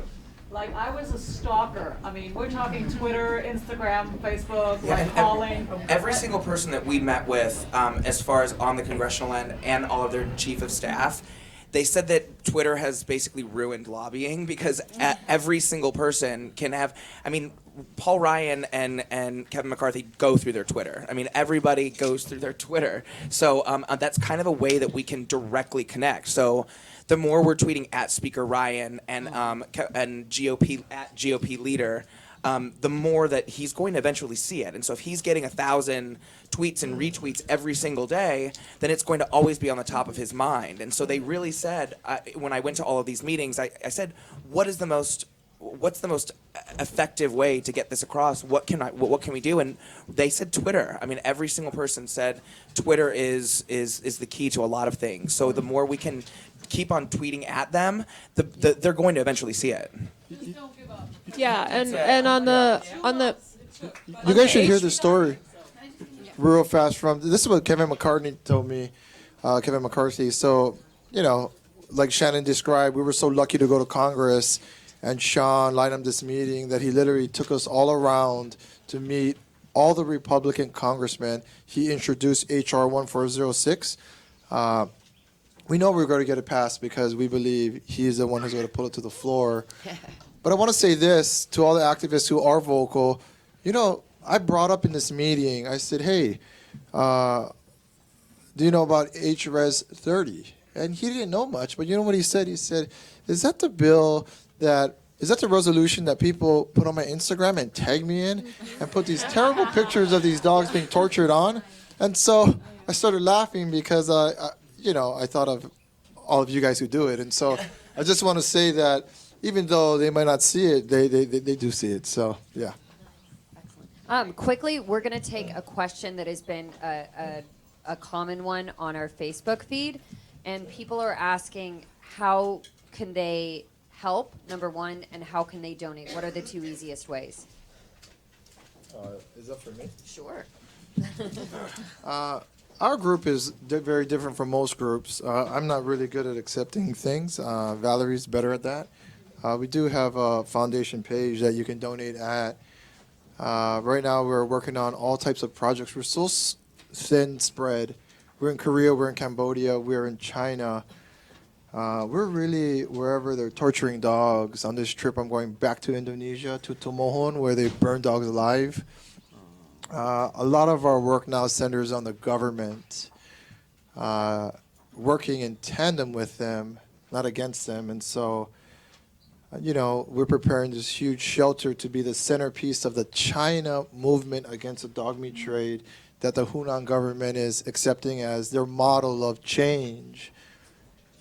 For China to even bring that to discussion, that we will use your shelter as the motto and figure stone to change it for our country, that's a huge acknowledgement from gigantic. And so for people who want to support that, you can, by going to our website or whatever.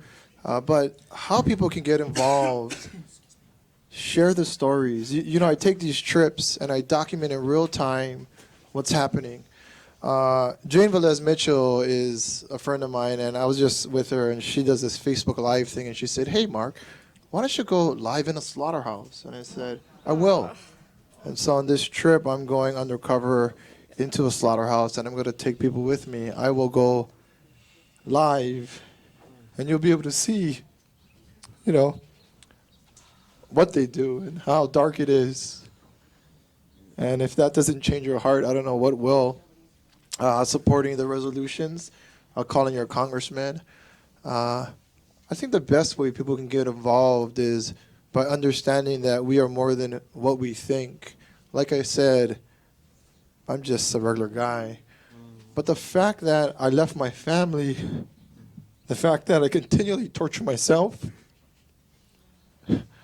maybe people might not want to do that, but, activism or being different and making change, we don't have to be told what to do. Do something. Yeah. Get involved and speak. And so. And also, StopYulinForever.org has just a background on the history and kind of the different petitions that you can get involved in on just if you want to sign the petition or hashtags, things like that, as far as the background history. And real quick, there's also a you can text resist, and you don't have to have a particular political affiliation. I'm a conservative. I don't know if you guys can tell, but you can text resist to 50409, and then it asks you a bunch of questions about where you live and your zip code, and you can actually write a letter. It will generate a letter and fax it. So sometimes the Congress shuts down the phone line so you can't get through, or sometimes their aides don't read the text message or their Twitter messages, but they get their faxes. So you text resist to 50409, and then it asks you what you want to write to your particular congressperson, and it will fill it out for you. It generates the letter. It'll sign it for you, and then it faxes it directly to their office. And that's really simple to do. So if you can't do anything, you can at least text, because some of you are going to be flipping through Instagram later, I know, liking stuff. So you can at least text that. So 50-RESIST to 50409. Sorry. Thank you. I wanted to real quick just point out a couple things, how successful these guys have been so far. They're very humble. These guys are being very, very humble with you. First of all, when Marc points out about this shelter being a national model, it cannot be more huge. I mean, that is simply as huge as it gets. But he's already had, since these guys have gotten involved, the work that they've been doing, he's mentioned some of it to you. But it kind of started out in 2014, in May of 2014, with the Yulin government and the city government issuing an internal edict to the employees of the government that this is not a government-sponsored event, and you're not to attend, and you're not to support it, and you're not to participate. And that's a huge thing. They shut down the live dog market. 2 dog slaughter operations were completely closed. He mentioned that just in passing to you. But again, this is so huge. You can't imagine. I mean, I spent a lot of time over there. 2015, they removed the tables from the outside premises of all the different restaurants where they're serving dog meat. They've reduced the number of dog meat dishes that have been served. The Dongko market, they have fewer dog meat stands. These sound like simple things, but they are just huge steps in the right direction. And then in 2016, like Marc mentioned, they actually successfully got the government to put up roadblocks and checkpoints. Okay, they started a little late. I guess a number of trucks Marc had kind of gotten through, but now they're doing it. And this year they're going to do it earlier. So he's having huge success with all the things they're doing. And the fact that you said you have, like 250 different Chinese volunteers working with you as well in the process. Yeah, we have a group called the Shenzhen Dog Protection Association, and they have hundreds of volunteers that come in every weekend, and we have 80 dogs still there. So it's amazing. So I just wanted to close out the thing I was going to mention here is kind of the lawyer, the boring part of it, but very important, is that they have a PRC, People's Republic of China Anti-Cruelty to Animals Act that's been in draft form since 2009 and has not yet been passed, but it's still alive. It could still go through it at some point. In 2011, they passed a dog origin quarantine regulation, which requires one certification per 1 dog when shipped across provincial boundaries. These are the types of simple things in the law that can be enforced by folks who are volunteers on the ground, etc. And quickly, that's actually what we used, and what I'm sure what you're going to use when you are stopping trucks, is that you get police involved, and then the penal code says 1 dog transported has a certificate of origin, and like we've said, 80% are stolen pets. Right. So then if you can, then it's kind of a give and take. If the police officers want to enforce it, then they'll confiscate the inventory, as they call it. But yeah, that's kind of and Marc had also mentioned the anti-epidemic laws in the People's Republic of China, both at the national and local level. These are, again, often what you find is that in the Yulin Festival, they're poisoning the dogs as well. Once they're poisoned, they cross against that law. So that law can be enforced because you're not allowed to bring poisoned food into the public for consumption. So it sounds like simple things. The food safety law of October 1st, 2015, basically says that it requires safe consumption for public health. It provides the sale of any type of meat has to be safe if it involves catering. There's licenses required by the People's Republic of China's FDA. There can't be any toxins in the meat. All of these things. There's fines of up to 30 times the values of the goods, 5 to 15 days of detention, and that's just for the minor ones. If they find poison in the food, you could have life imprisonment in China. Don't forget, they are far harsher on punishment than we are. So just know there are ways right now in China to enforce these laws that these guys have been using very effectively.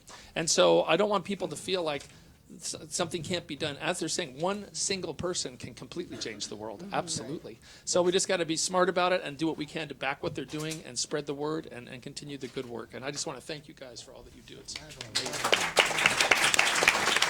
So we're going to take a couple more questions here from the audience and then our digital audience. So first of all, I want to just thank you guys so much, Marc, you and John, and all of you guys, Alexander, thank you. And Marc, you know, we are with you with your tears and through the darkness, and we know that there's light at the end of this horrific tunnel, so thank you so much. And Sheena, thank you for going and bearing witness too, and I don't know, I feel like a lot of us should go over there and help microchip these animals for you guys. But my question to you, and I also want to say that your touch move inspired me to go and rescue pigs. I have 5 pigs now.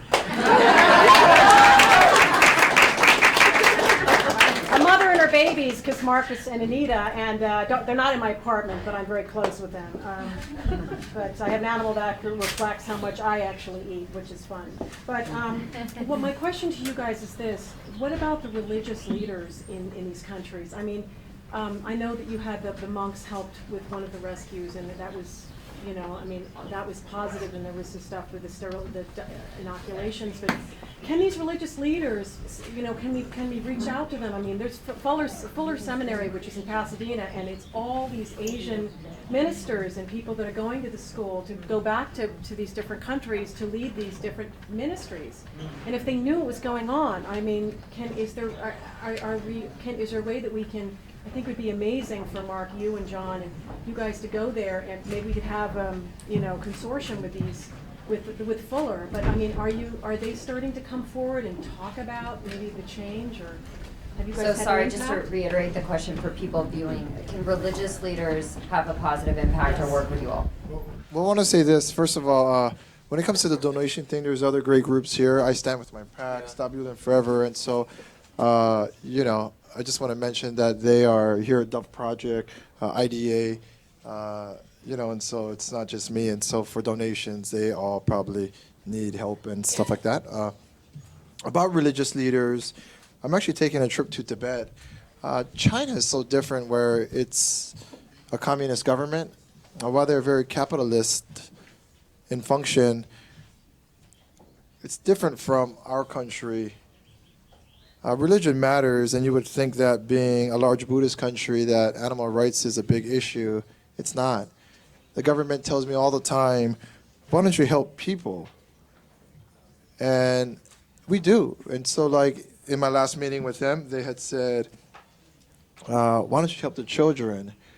And so we have this plan that we're going to start doing a scholarship and stuff there, just to be in the good grace of the Chinese government. But as far as religious leaders, that's actually a good idea. We have never really thought about reaching out to the top religious leaders, and I think we should. I think part of this... Yeah, great idea. I saw the graduation, Yeah. and it was everyone was Asian, and they were so excited. I mean, it's just amazing, and I think it'd be very impactful. I think part of this is for people to come forward and say, and band together and say, hey, I can do that. I can reach out to some people, or, you know, it's always the research that's hard that I spend so much time doing. I wouldn't even know who to contact, but if people found out and said, hey, Marc, this guy, not like the Dalai Lama, just so you know, is not that big in China.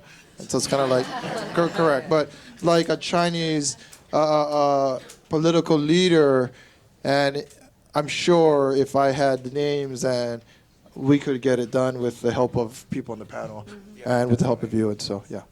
Excellent. So we're going to take a couple more audience questions. Can I go with you? Yeah, hi. Sure. A few of my friends and I we really want to amp up our activism, and we want to join the front lines. We just don't know how.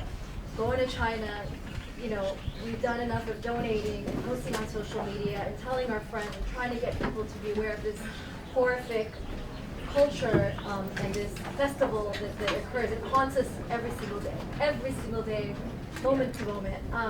How can we do this? How can we go there and we're safe and we're effective and we're powerful and we're joined and we're making some impact over there versus overseas?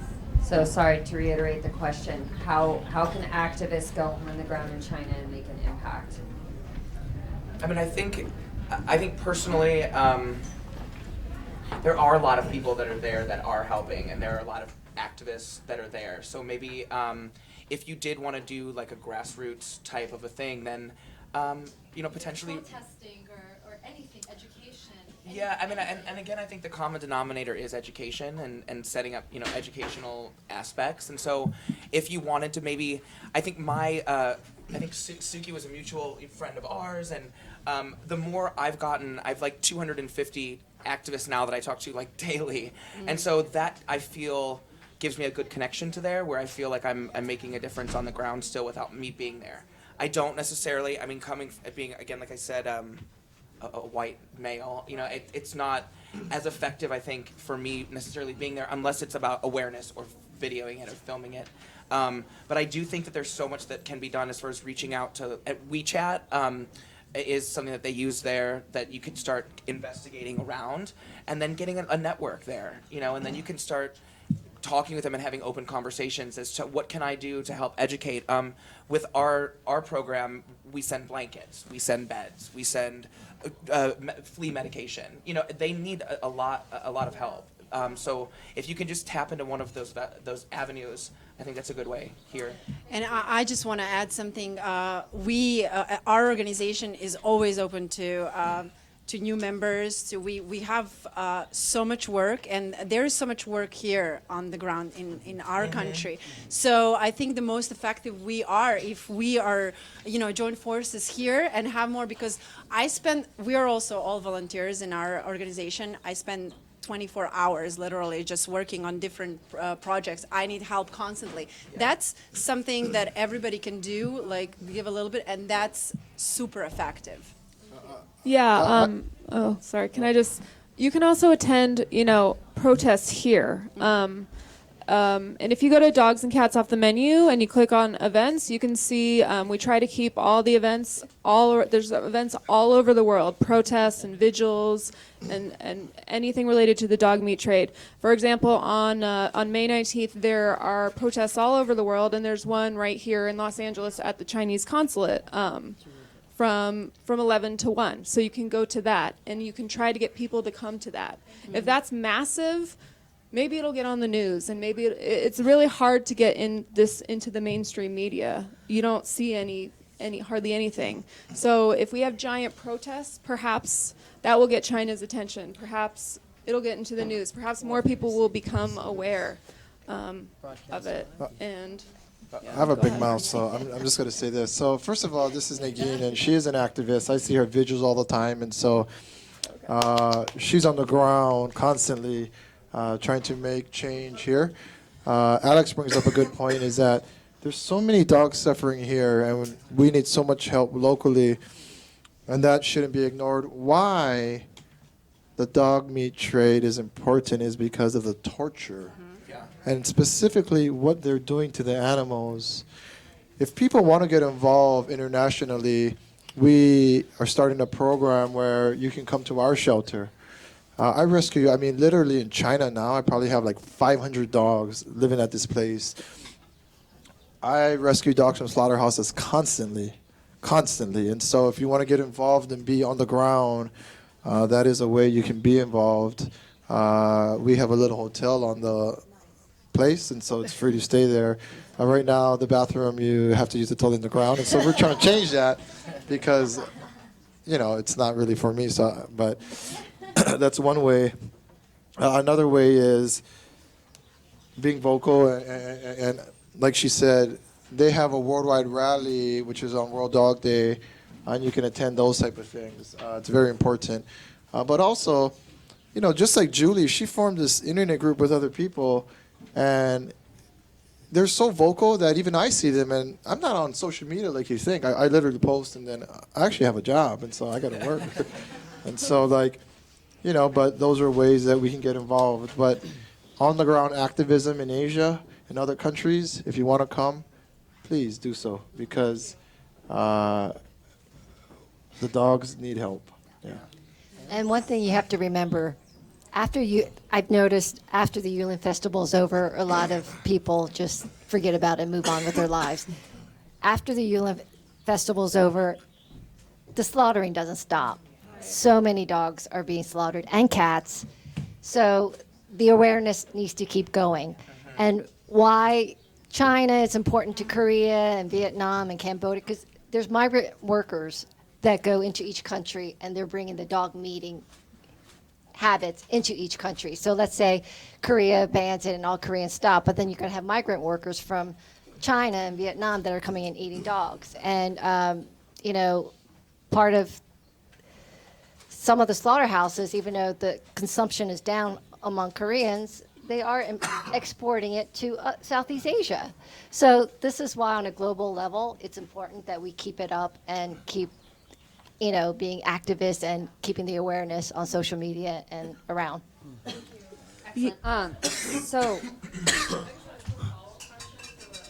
Sure, and then we're going to have to wrap it up, everyone, just because we're running out of time. And We have some good vegan food.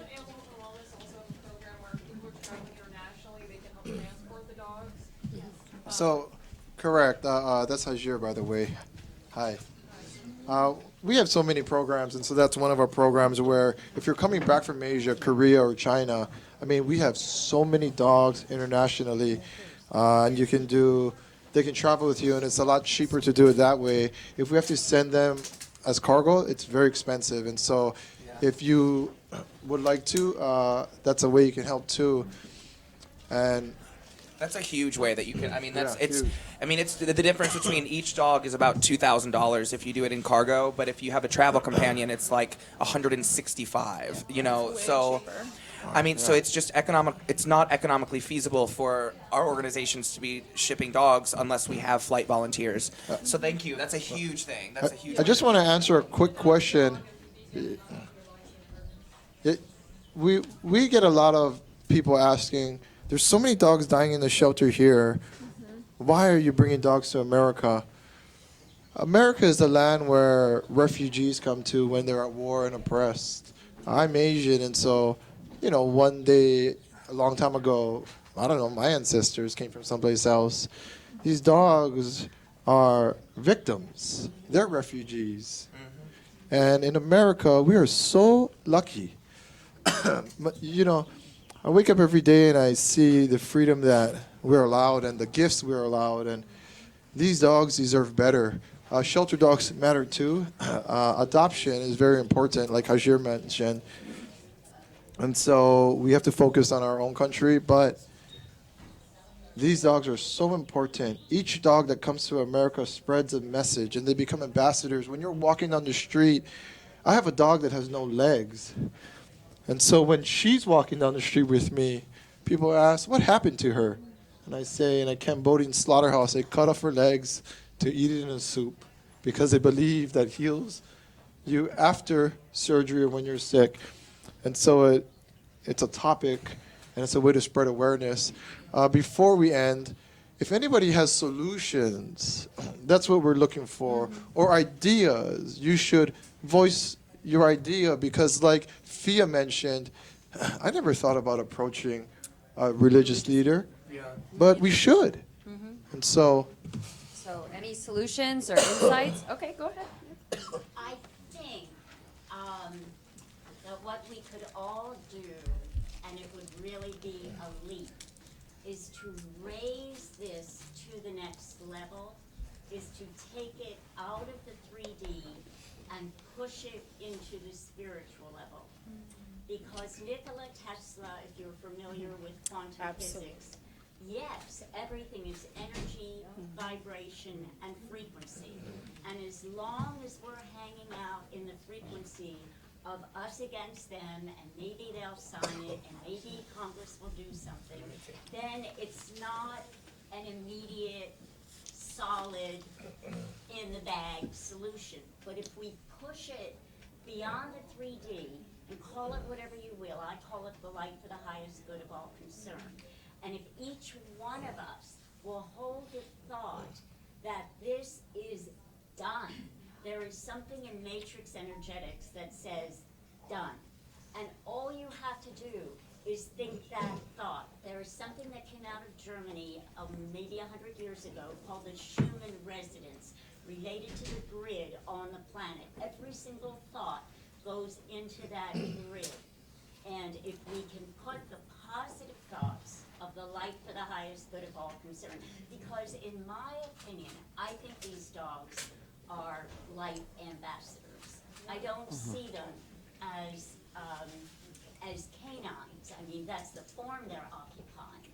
But they are ambassadors, I think, of a higher consciousness. And we have to meet them at that level. I think their suffering is at one position. It's at this 3D level.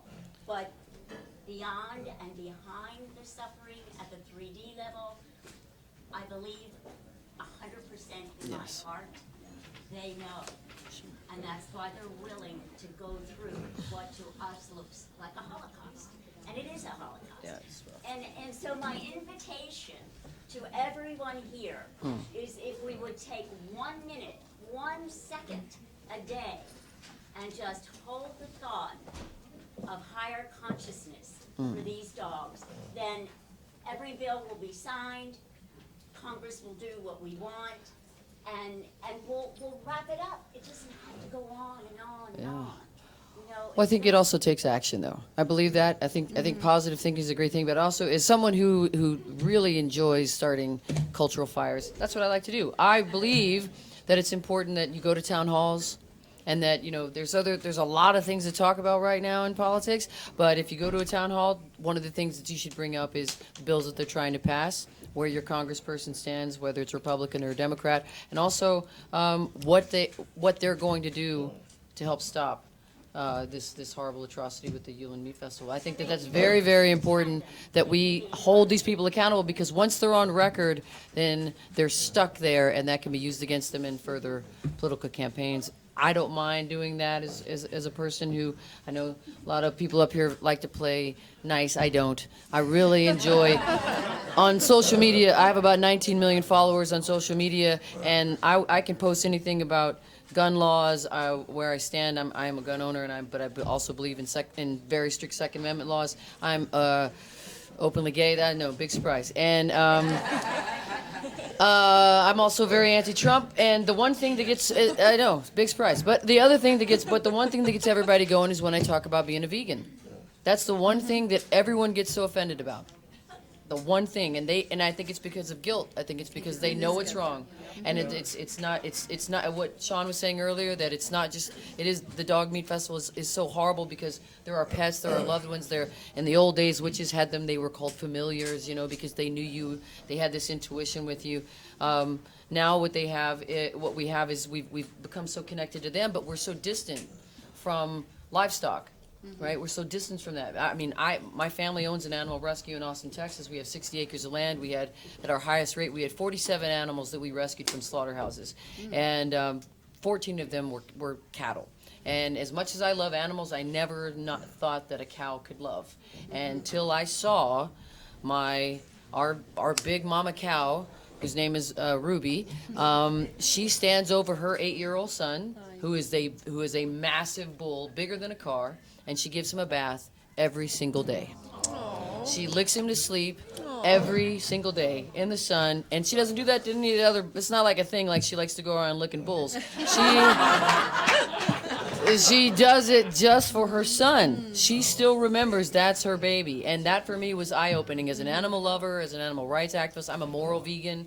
I didn't give up meat because I didn't like the taste of it. I gave up meat because of the way that they suffer.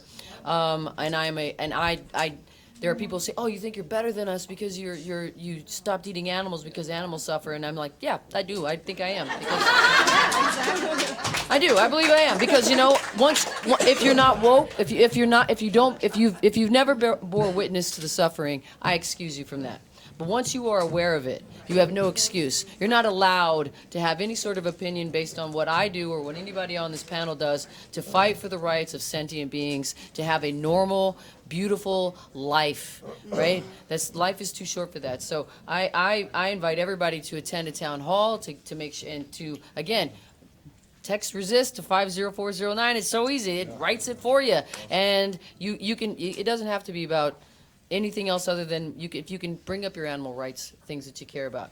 Send those letters, and it'll send them to your senators and to your congresspeople. So I have to say You can send it. Send it. In regards to what the woman I like that. I like how you interrupt. You are a great interrupter. I applaud what you have to say, but as a Judeo-Christian born with the American values, I believe that God created all the animals and that people are to tend and care for them. So whether we are on different sides of energy or Christian or whatever it is, they are to be cared for and nurtured. So we're all in uniform on that. And Well, I am also I think we all need to, think about that. Well, I'm an agnostic science person, so I believe that. But I think we're all on the same team when it comes to making sure that we take care of animals, and that's why we're here. Yeah. Let's stay focused, though, too. We all Right. Well, and again, the destination is to stop this. That's the destination. Yeah, so I'm here. I have never heard of this before, but I'm here from a woman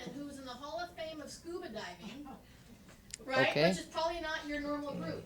But her awareness of scuba diving photography, she's an author, she's well known in her group of people interested in the ocean, the seas, and the animals. She brought this to my attention about our terrestrial animals, pets, cats, dogs, and everything.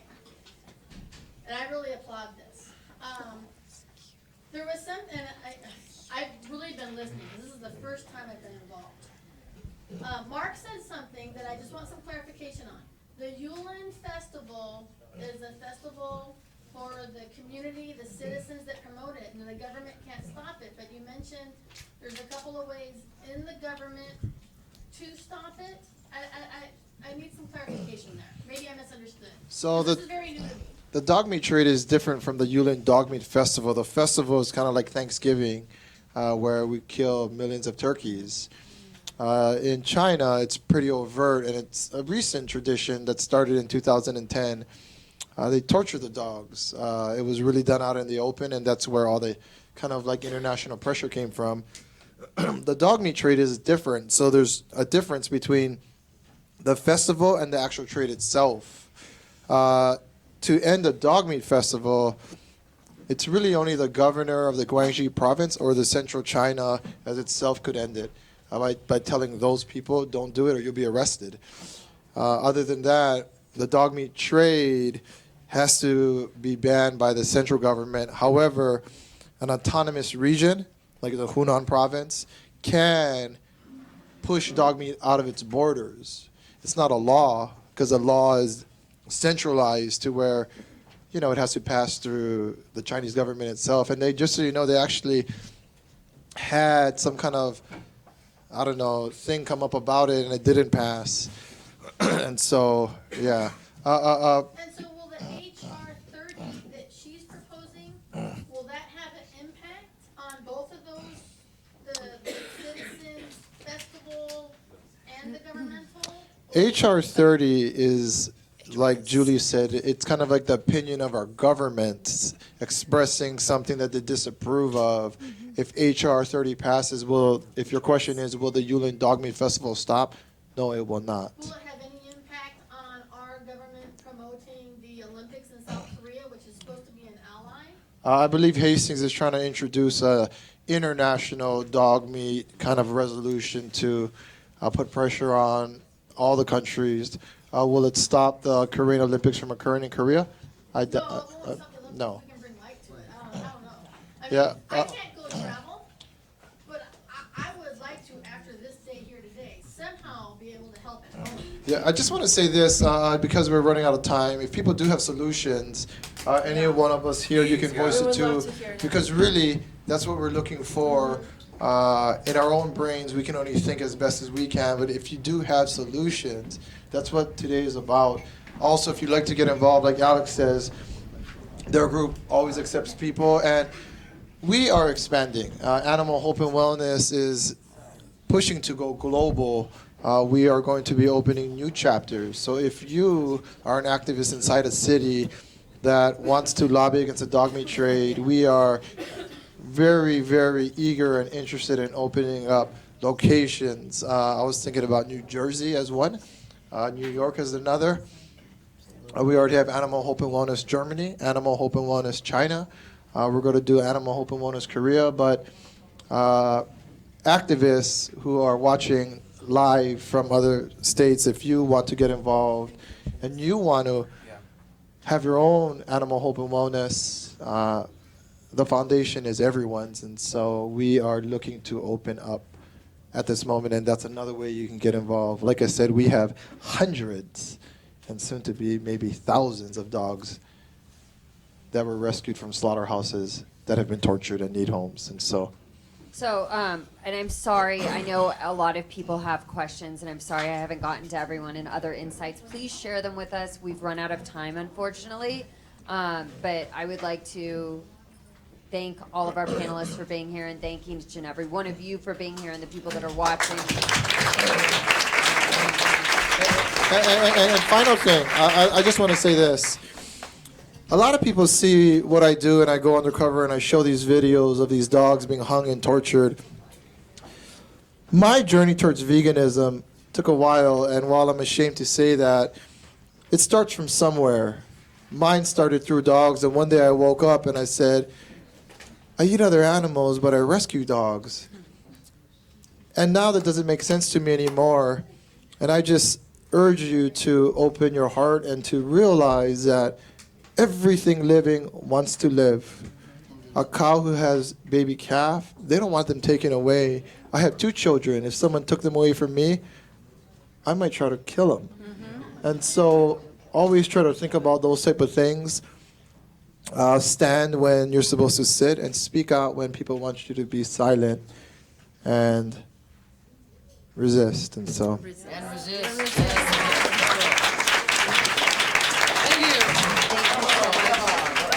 Thank you, everyone. And we have some good vegan food. Please get a drink or some tea. And thank you all for coming. We bought 900 Thank you, everybody. Thank you. Vegan, so eat it. Yeah.